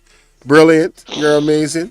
Thank you. Appreciate that, love. Have a good day at work, all right? That's what's up. I got it right here. Got it. Thank you. All right, I got it. Thank you. Appreciate you. Yeah, let me see. Let me see if I can find that video you're talking about. Yeah, man, deal with it, Virgin. You need to do like a official video. Because I thought when you do the video, you're gonna do the video, you was gonna do your editing and do some more. I mean, psychological damage. Yo, that video, what on, Bolo? That need to upload again, bro. Right now, you have the people in my wonder which video. So, guys, they need to hear that. You guys have to watch over my replays. I know sometimes the videos, you know what I'm saying, it's a 2 hour, but trust me. Y'all been missing gems for real, man. Ain't no joke. No, Bridget, honestly. So what is the title of the video? What is the title of the video? Cause you so me watch the video, but me don't remember the title, the direct title. So you can't go in your history. You can't go in your history. Me say me can go back in my history and find it. Was it 2 days ago? Yeah, what is about 2 days ago? Alright, there you go. You talk about the one with Cliff Hughes. Hold on there. Yeah, man, they want Cliff Hughes, man, and PJ Patterson. PJ Patterson sued Cliff Hughes, man. And that is the reason why he hate PJ Patterson's son and the PMP party and a whole. But I actually did a video on it, you know. Actually, you do a video. I did a different video on it.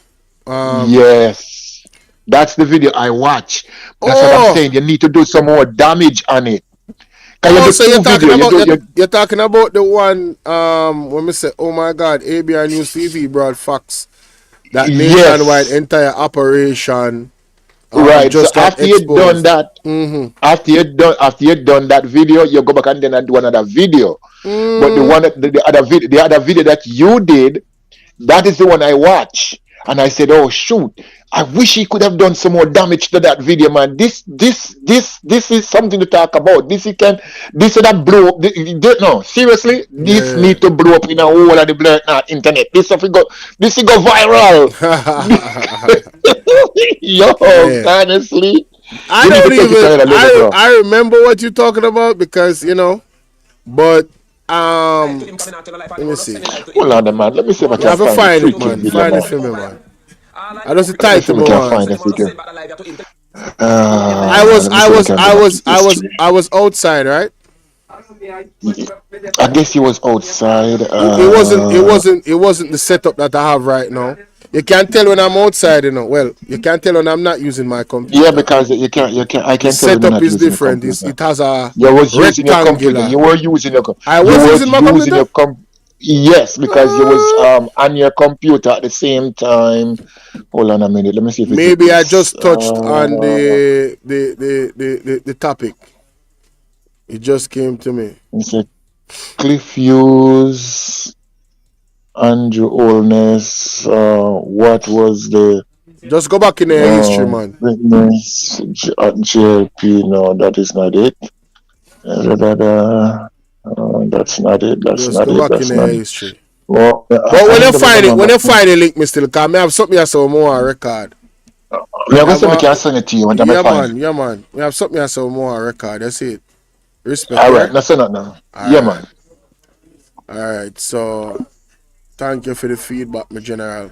You have all walking in divine purpose right now. Find the video. No, sir. Yeah, but wait, Isaac Buchanan go on over so. Wait.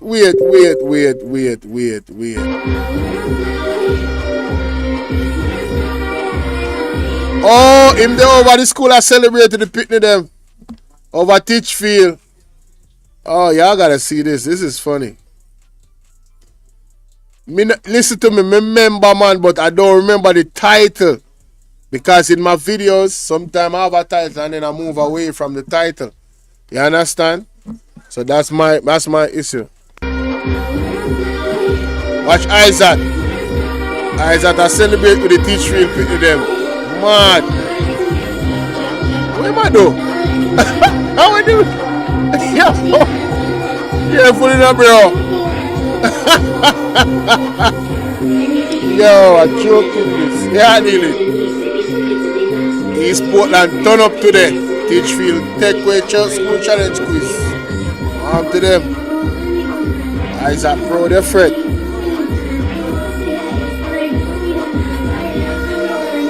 Wanna see what I'm going?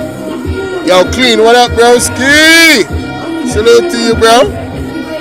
Appreciate you pulling up, man. Hey, shout out to Hennessy Girl, man. For the cash app, man. Salute to Hennessy Girl, man.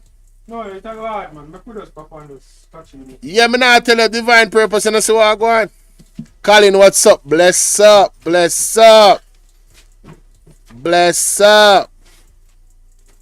Alright. I have something more to share with you now. See it now? Me find it! But it'll take a look. Right. Let me see how long it'll take. In the meantime, while that load, in the meantime, let me record this. I thought about Mr. Go-Go. Right it. If you call him man Mr. Go-Go, careful, you know. Ladies and gentlemen, let's go to President of the PNP Youth Organization, Opposition Senator Gabriela Morris, has condemned the government's reckless dismissal of credible public health warnings, demanding the immediate resignation of JLP Councillor Beverly Prince, Cassia Park, and Government Senator Marlon Morgan. This follows the National Water Commission NWC confirmation of E. coli contamination in sections of Kingston and St. Andrew water supply, a crisis the government initially downplayed and weaponized for political gain. I agree. My stance is that the heads should be resigning, and that is the title of my video. The Ministry of Health should resign. The Minister of Health, Christopher Tufton, Andrew needs to resign as well. And Matthew Samuda. When you look at all of the evidence, this is clear neglect.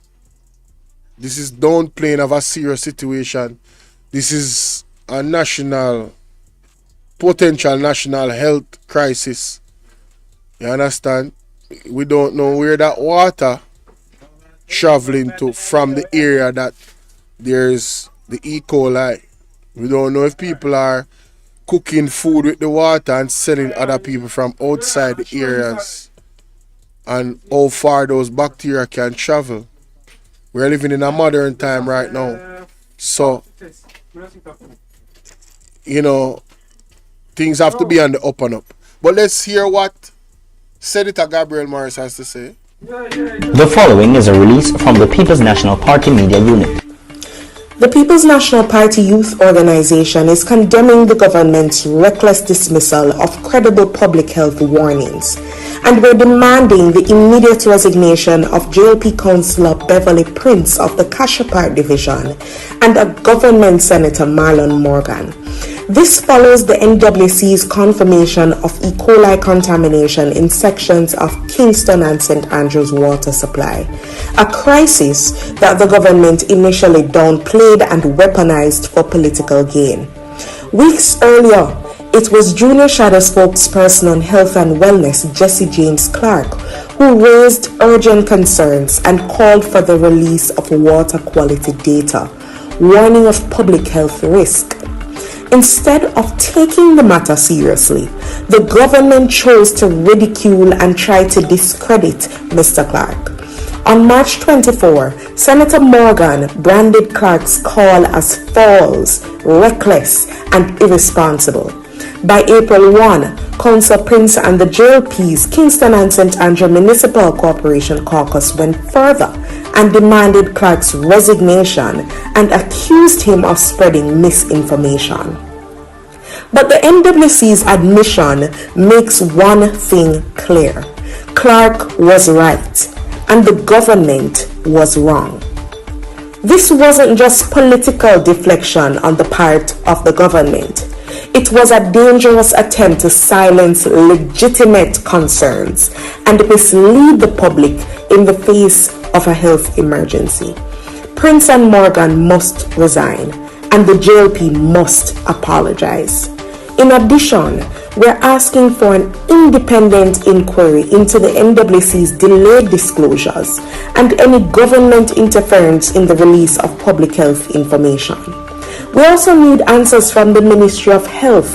Why are residents being told the water is safe when E. coli was confirmed? The PNP stands for accountability.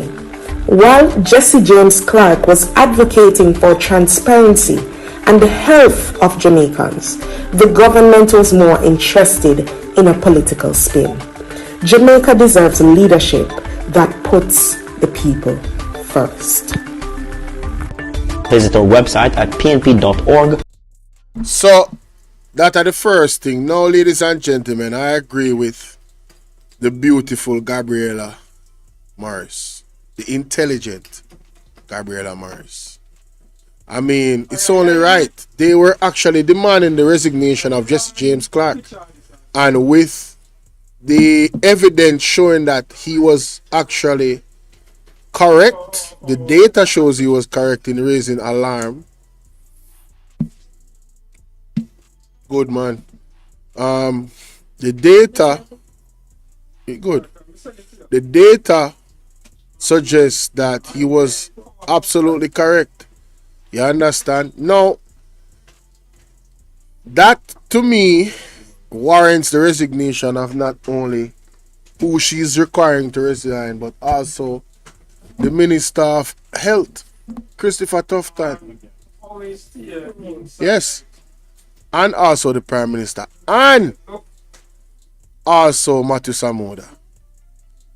All of them have some responsibility in that area, especially given the fact that the KSAMC, Mayor Swaby reached out to Matthew Samoda about that issue, and he got no reply from him. An issue that is so important. You know, the immediate dismissal of claims by the JLP was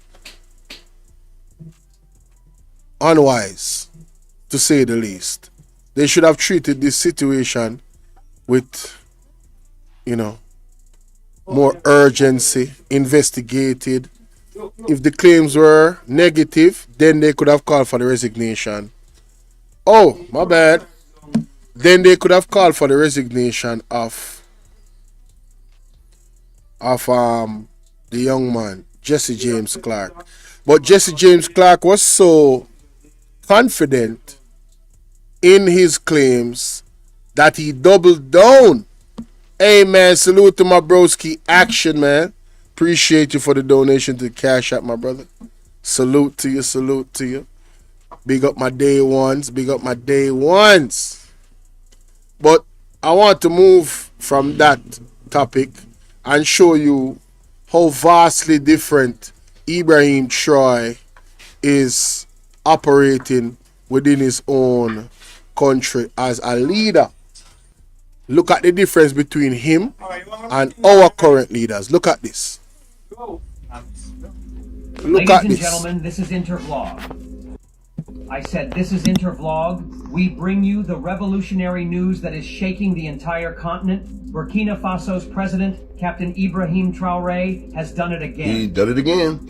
The unstoppable leader, the champion of Africa's food sovereignty, has launched Faso KSAMC, a state-owned milk company that is setting a new standard for self-sufficiency in Africa. Woo! Brothers and sisters of Africa, let us rise and celebrate this agricultural revolution. Go, Africa! While other countries continue to import milk from the West, Captain Traoré is proving that Africa can produce for itself. Yes, it can. This is leadership. Yes, it is. This is true independence. Burkina Faso has taken a historic step by establishing Faso COSAM, a company dedicated to processing and marketing locally produced milk. This is not just a factory. This is the beginning of a movement to liberate Africa from the grip of Western dairy imports. Faso COSAM started in December 2024 with a share capital of 100 million CFA francs, fully owned by the Burkina Faso state. Today, it has officially launched operations with a processing unit in Ouagadougou's Sissin district, capable of handling 500 liters of milk daily. Whoa. And this is only the beginning. President Traoré's vision is clear. No more foreign milk. Right on. Faso COSAM will meet at least half of Burkina Faso's dairy needs within 5 years. Can you believe this? I believe it. At a time when African nations spend billions importing dairy products, Burkina Faso is saying, no, we will consume what we produce. Right on. Let's talk about the incredible advantages of this milk factory. Economic independence. All right. Faso COSAM is saving Burkina Faso nearly 12 billion CFA francs that was previously spent on importing dairy products. No more. That money now stays in Burkina Faso, boosting the local. Yo, I gotta get the audio right on this. Nah, this is a bit low. Y'all please forgive me. What's the timestamp? 2 and 9. I gotta get the audio right on this. Let me turn up my audio. That's what I love about OBS. Let me turn up this audio right here. Let me turn this desktop audio up for this particular video right here. Wait a minute. Here we go. Local economy. Right on. Job creation. Yes. The dairy industry is structured to create jobs at all levels. From farmers and factory workers to transporters and retailers. Faso COSAM is lifting Burkina Faso citizens out of poverty through meaningful employment. Yes, sir. High quality products. Fresh milk, yogurt, cheese, butter, powdered milk. Burkina Faso is producing it all. No more dependency on foreign dairy. No more consuming products whose origins are unknown. Faso COSAM ensures quality and safety. Expansion and growth. The Sissin unit is only the start. Faso COSAM is building new processing facilities in Fada Ngorma, 3,000 liters per day. Bobo Dioulasso, 300 liters per day. Kubri and Dori. This is a revolution in the making. Yes, it is. Let's be honest. Burkina Faso is showing Africa the way. Sure enough. The milk from Faso COSAM has become the most consumed dairy product in West Africa. All right now. Every Burkina Faso is drinking and enjoying their own milk. And the people love it. Go ahead. The quality, the pride. Go Burkina Faso. This is what happens when a nation believes in itself. That's right. Made in Burkina Faso is booming. Yes, sir. From agriculture to industry, Captain Traoré is proving that Africans don't need to beg foreign powers for survival. France, if United Burkina States. Faso can do it, why can't the rest of Africa? That's right. African leaders, are you watching? Watch. Are you listening? Listen. Instead of spending billions importing foreign milk, follow the Traoré model. Right on. Invest in your farmers. Build your own. I want to say to the Jamaican people, why can't Jamaica do it? We're talking about farming, aren't we? We're talking about milk and eggs. Why can't Jamaica do it? Why? If we do a scientific analysis on products that we depend on the most in terms of raw food material, in terms of our diet, and we focus on those things, and the rest of the world also uses, like milk and eggs, why don't we have massive egg farms in Jamaica? Why? Make it make sense. Do you know how much land is like just Just acres, hundreds of acres of land. That is just open. And we got to do something about how we dispose of garbage. I was reading an article the other day. A brother brought up a great point. The plastic. We have a lot of plastic. There's this young man in the States that uses plastic and turns it into on a platform where he throw the plastiline into an old school Ford truck, and that boy, it was burning out. So it's real fuel. It's real fuel. But back to this self-reliance, man.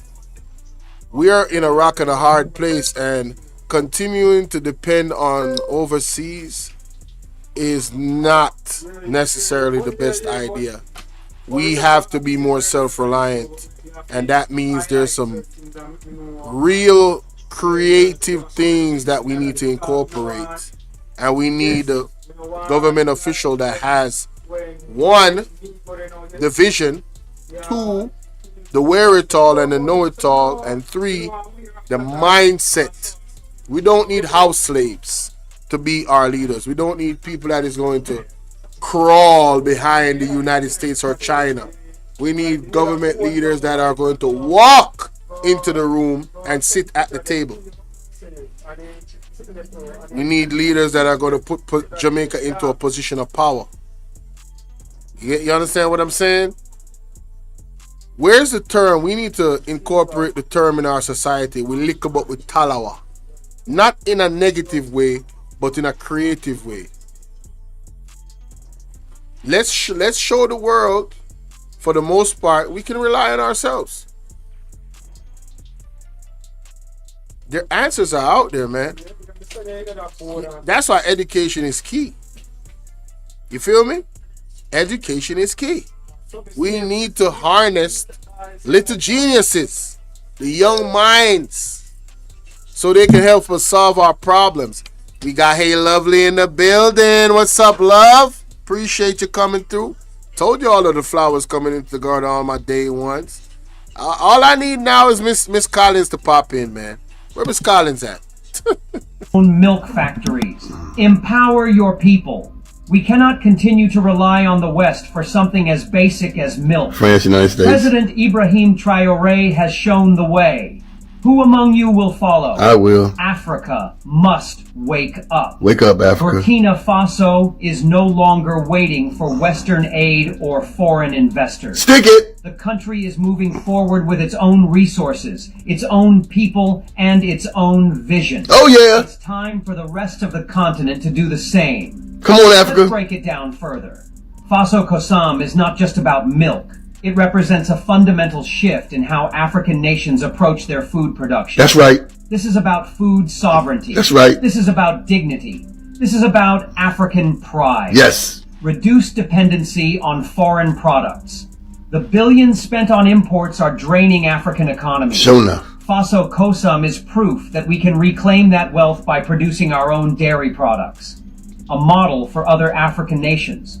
Faso Kosam is a blueprint. Other countries must follow in Burkina Faso's footsteps. They will. To create a truly independent Africa. Go Africa. Strengthening local farmers. Faso Kosam is not just a factory. It's a lifeline for thousands of Burkina Faso dairy farmers. With guaranteed buyers for their milk, farmers are earning better incomes, improving their living standards, and contributing to national development. Hear that, Trump? Self-sufficiency in nutrition. Milk is a fundamental part of the diet. Faso Kosam ensures that Burkina Faso citizens get access to fresh, nutritious dairy products without depending on costly imports. Now let's talk about the man who made all this possible. Great man. Captain Ibrahim Traoré. A real president. This is the kind of leadership Africa needs. So does the United States. A leader who puts his people first. Not like Trump. A leader who doesn't bow to foreign interests. A leader who believes in African potential. Not like Trump. While some presidents travel the world begging for aid, Traoré is building his nation. Yes, While sir. others are content with being dependent. Yo, that dude in the background ad-libbing is crazy. He's like, so does the United States, not like Trump. I ain't saying all of that, man. Listen, what Trump is doing is what the American people wanted him to do, as far as I'm concerned. He told them what he was doing, and they voted in it. They voted for it, and there you go. Period. All right. Does it put them in a better position for them personally? Might be. Other countries in the world are gonna suffer. Yes. But how can you fault them for doing what is best for them? Is it going to have long-term consequences for them? Maybe. I don't know what type of consequences it is, but hey, it is what it is. At the end of the day, that horse has gone through the gate, right? But I just think that this is a real opportunity to, one, look at examples like Ibrahim Choi and what he's doing for his country. The first thing he tackled when he came into power was agriculture. The government of Jamaica, they are not investing enough into agriculture. As a matter of fact, education and agriculture has been basically a second, third, fourth option for them. They're focused on real estate and public-private partnerships. They're not really focused on education or agriculture, which is kind of weird because of how much people agriculture actually employs. 200,000+. It's kind of weird. It's kind of backward, actually, not focusing on agriculture.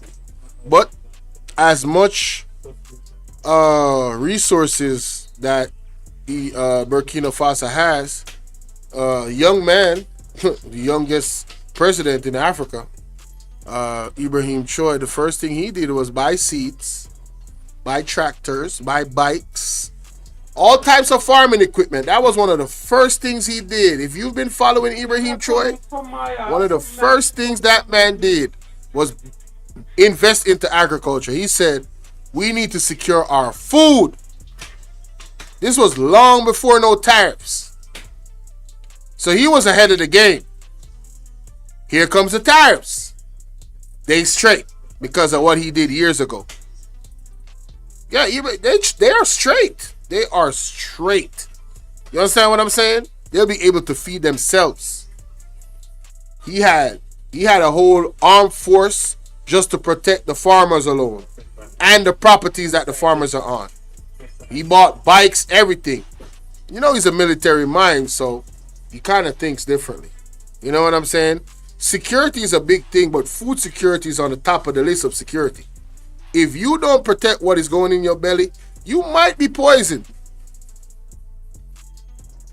Right? This is why we're telling the people in Portmore, don't eat the meat.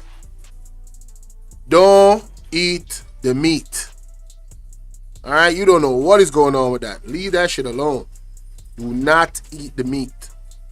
But let's continue. On foreign imports, Traoré is investing in self-sufficiency. Faso Kosam is just one example of his vision. This is not just about milk. This is about what Burkina Faso represents today. A nation that is reclaiming its power. A nation that is inspiring the rest of Africa. Yes, it is. A nation that is proving that true independence means producing for oneself. That's right. Captain Ibrahim Traoré is not just the president of Burkina Faso.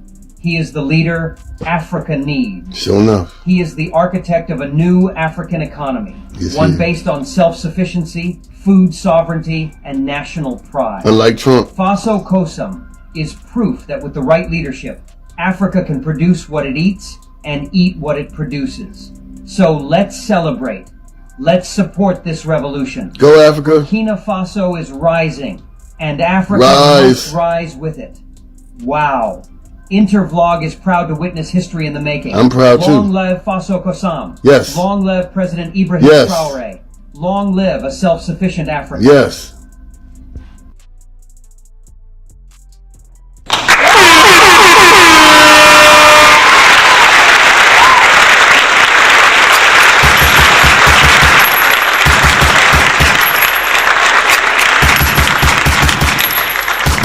Yeah, man. I had to share that.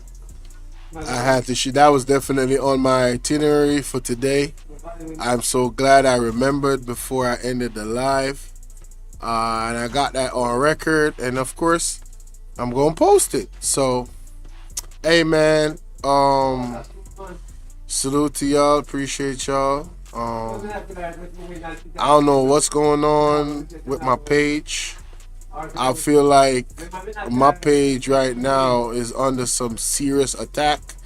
Honestly, there's no way my subscriptions are going up and my viewership when I'm live is going down. That makes no sense.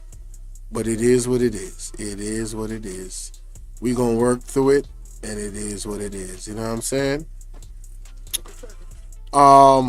With almost 16,000 subs, I would think that after 2 hour and 20-minute live stream, I've been on since what? 3 o'clock? 2 o'clock?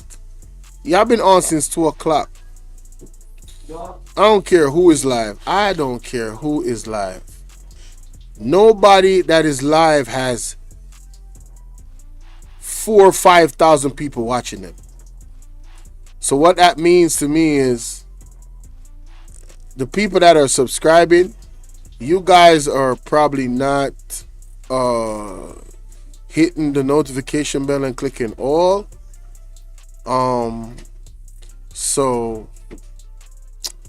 I don't know. Maybe I need to do put out a SOE, or you know what I'm saying, put out a video specifically to kind of like encourage people to hit the notification bell and click all, because this channel right here, nah, I'm not gonna accept this.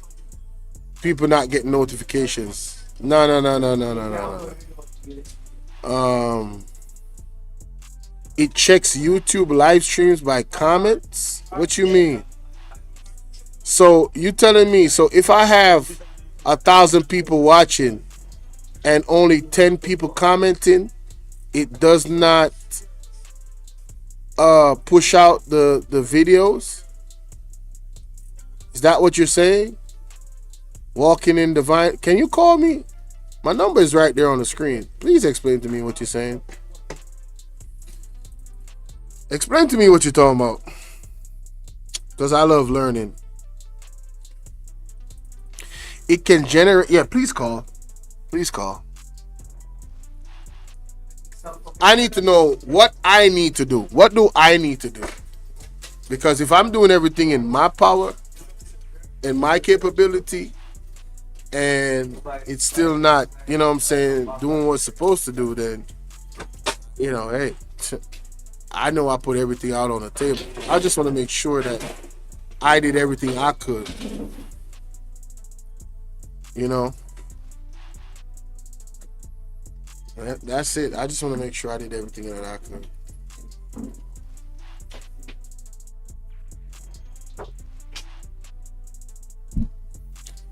Yeah, call me on WhatsApp. Alright.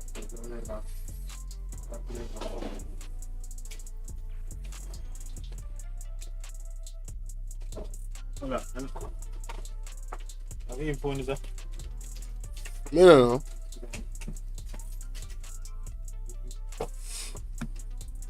I'm waiting on Walking in Divine Purpose to call. Let me see what else is going on in these streets. Check Atafai Press, guy. No, Atafai Press is Atafai Press, right? But I will say this, man. Hey, I'm still grateful, man. You know what I'm saying? You know, regardless of everything, I'm still grateful. You know, I just want to, I'm the type I always want to maximize my potential. So sometimes I will get frustrated.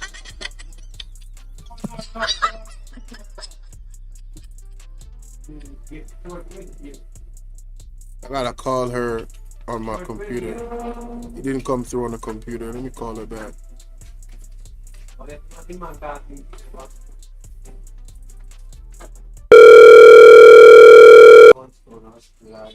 Let me call her back. Hello. Hey, walking in divine purpose. How you doing? I'm doing good, thank you. How are you? I'm doing well. So, what were you saying about the live stream? Okay, from my understanding, I've been on YouTube for a while. YouTube count live stream by the comments, right? Let me call you back 1 second. Okay, go ahead.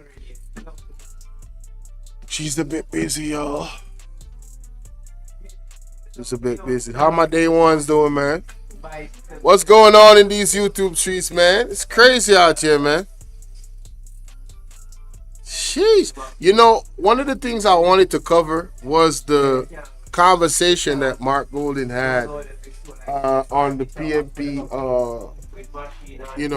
site. They was talking about the budget. Him and Julian, they went in even more in explanation about the budget and their plans, and I really like that. I haven't gotten a chance to because the news cycle has been so insane. Oh, here we go. Hello? Sorry, Bolo, I was getting a call and I had to answer it. No. I was saying that. Go ahead, that's fine.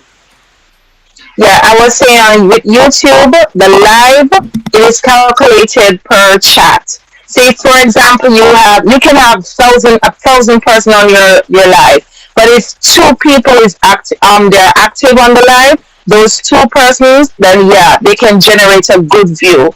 So, for example, if you have 10, then that's great. If you have them sitting down and not interacting, then the view is not. They're just gonna give you a %.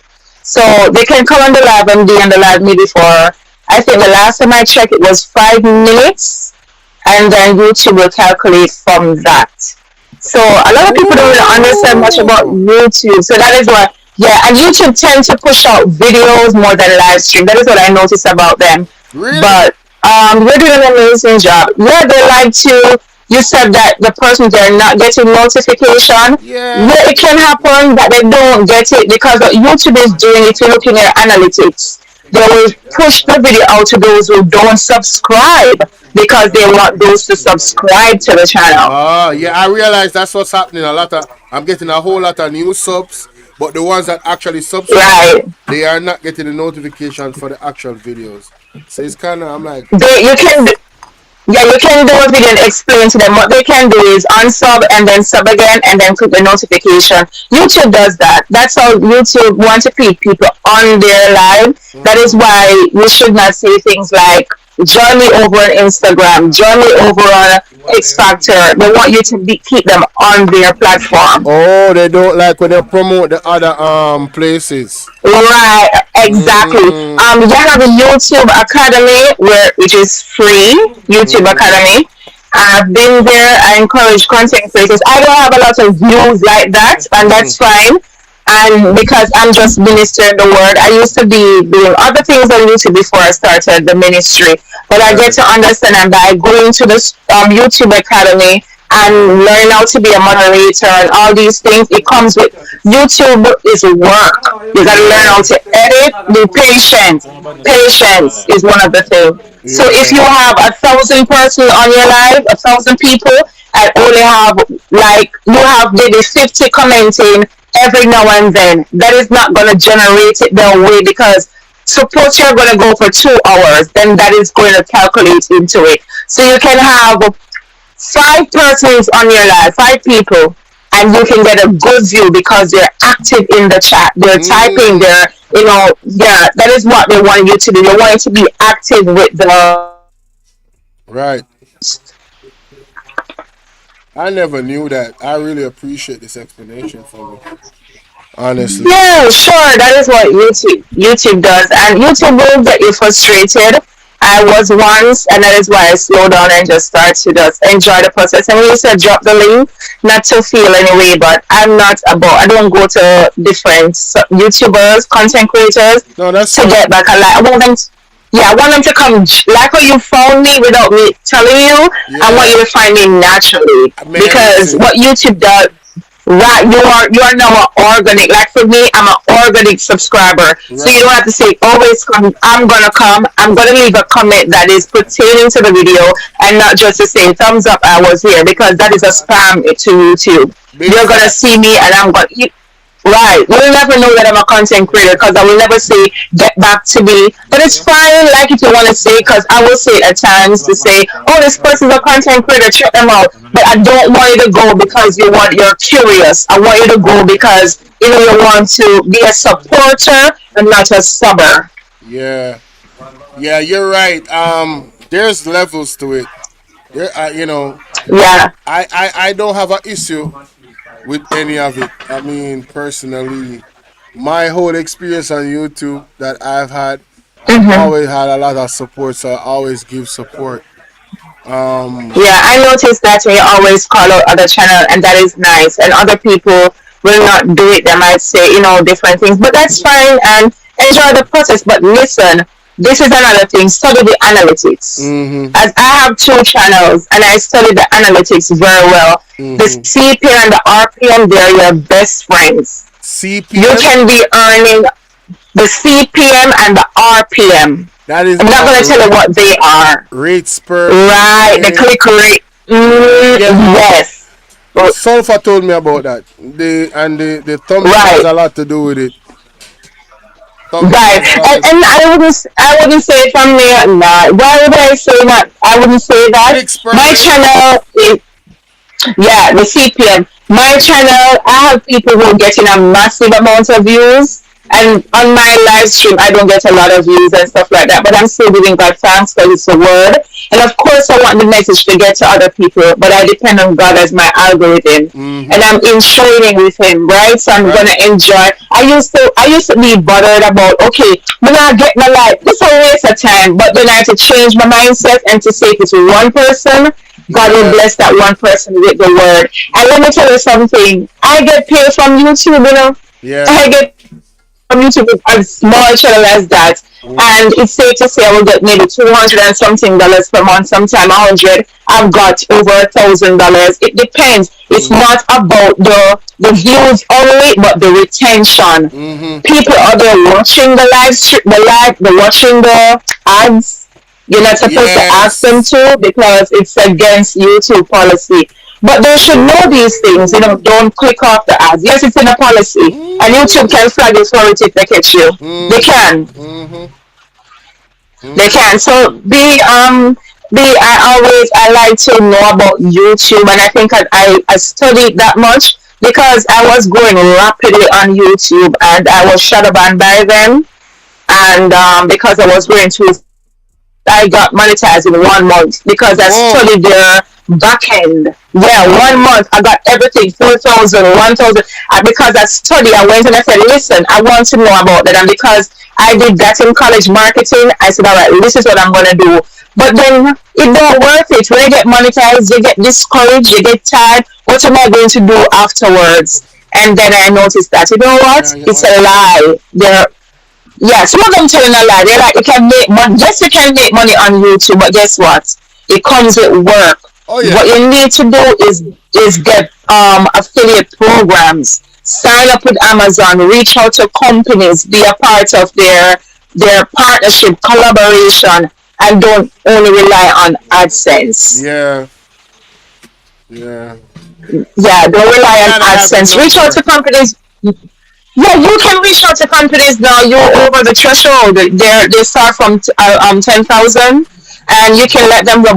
And you have a good retention. I've seen your videos. I might not comment on all of them because I'm like doing more than one thing, and that is why, as I said to you, I don't like to promote the channel in the sense of visit because they're YouTubers, because they're content creators. They like go and watch 5 minutes from a 20 minutes video. That is actually doing bad to the channel. Because that video, YouTube want people to watch the entire thing. And I've heard people say, no one watched an entire video. That's a lie. You did a live and I watched the entire 2 hours. I was there cooking and listening. I watch an entire video of. That's facts.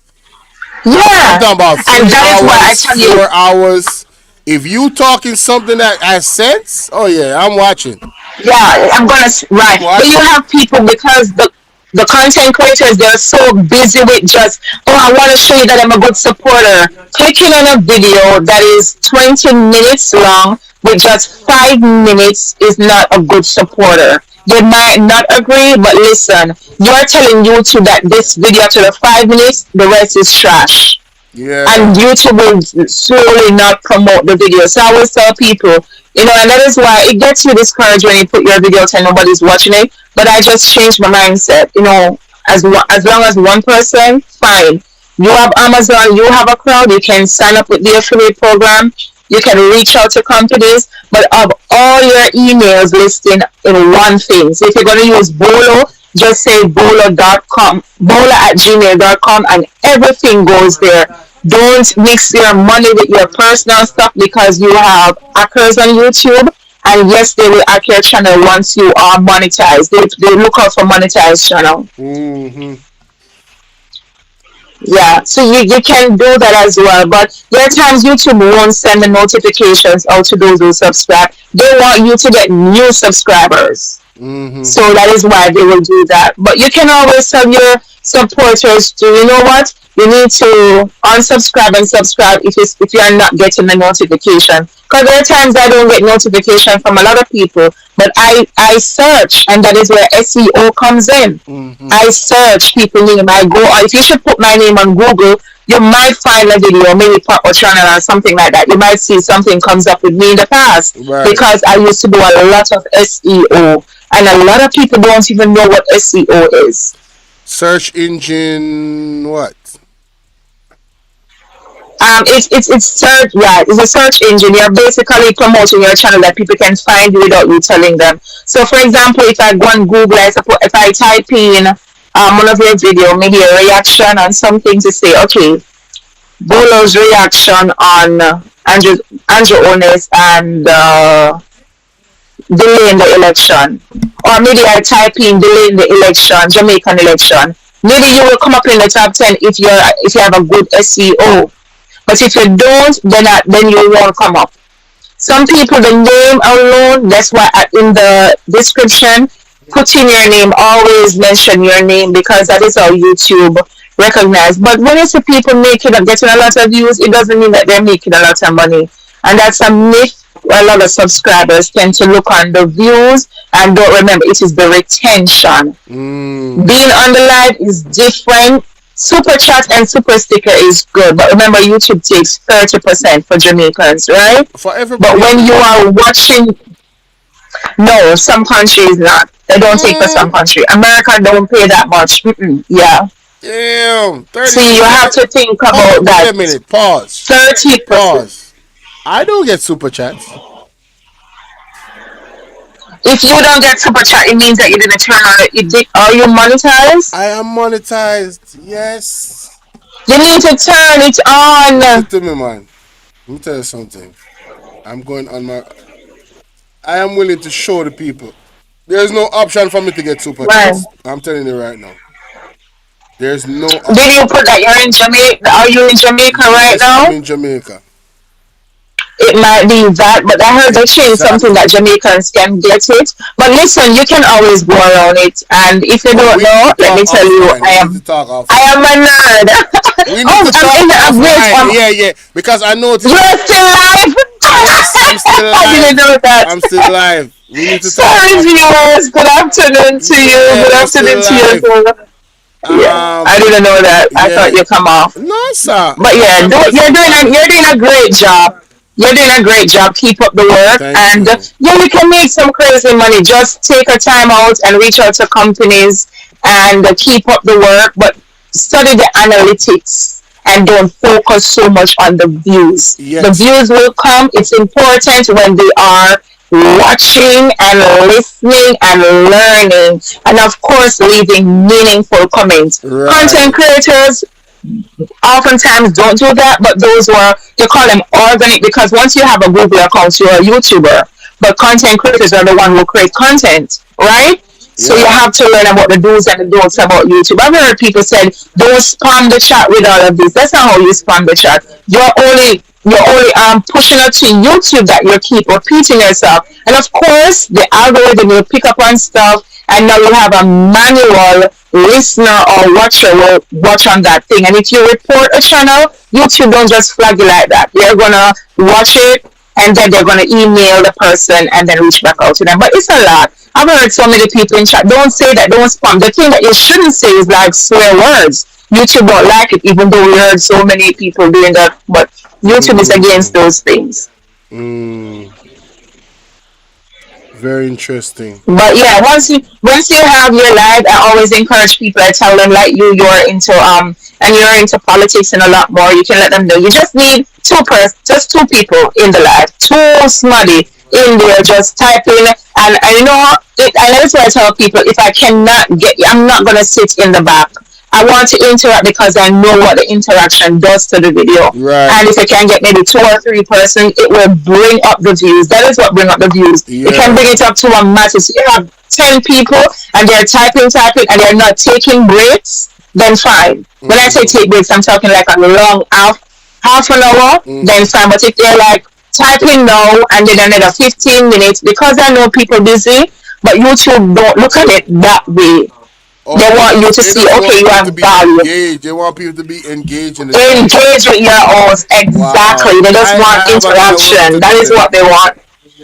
No, you're doing a lot of work right now. You should, well, you're doing amazing. And with somebody who is using the OBS system, people don't know, let me tell you, that is a hard one.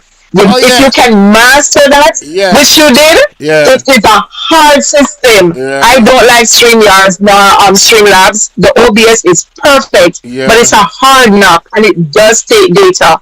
It does take the Wi-Fi. So guys supporting, please. Wi-Fi when you're using OBS, that's facts.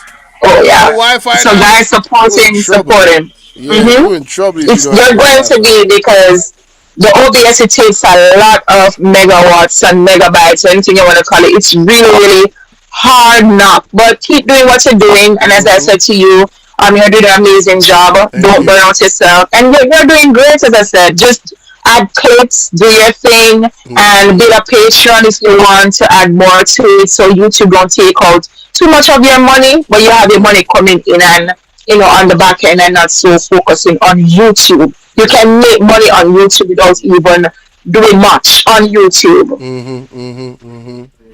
I always put God first. I want to work smart, not hard. I'm getting older, so I'm definitely going to be calling you, baby.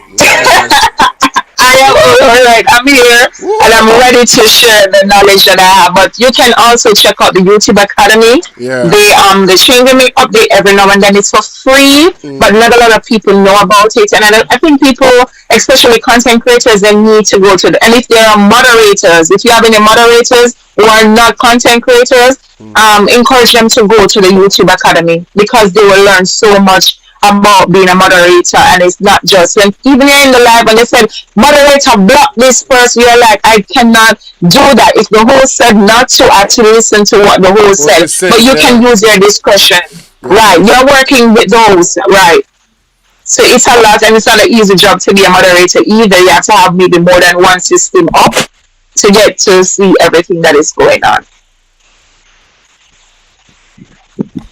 I really want to thank you for all your wealth of knowledge that you've disseminated. I'm sure it's beneficial to somebody listening. Of course, sure. Also, me as well, I'm definitely soaking it all up. And I have the gift of replay, so it's a beautiful thing. It's a beautiful thing. Yeah, no problem. And you can definitely reach out if you need any other further help. I'm going to save your number. Thank you so much again. All right. You're most welcome. Bye-bye. All right, sweetie. Walking with divine purpose, ladies and gentlemen. Shout out to her. Like I said, I have a special coming up at 5 p.m. So all you guys that are listening right now, I want to encourage you to go and check out the video that I have coming up in the next 15 minutes. I'm going to be ending the live right now. That was a exclusive live stream from Right Mango. Alright? Y'all definitely need to go check that out. Alright? See y'all later. Yeah, I'm out. Peace and blessings to everybody. My people on Bolo.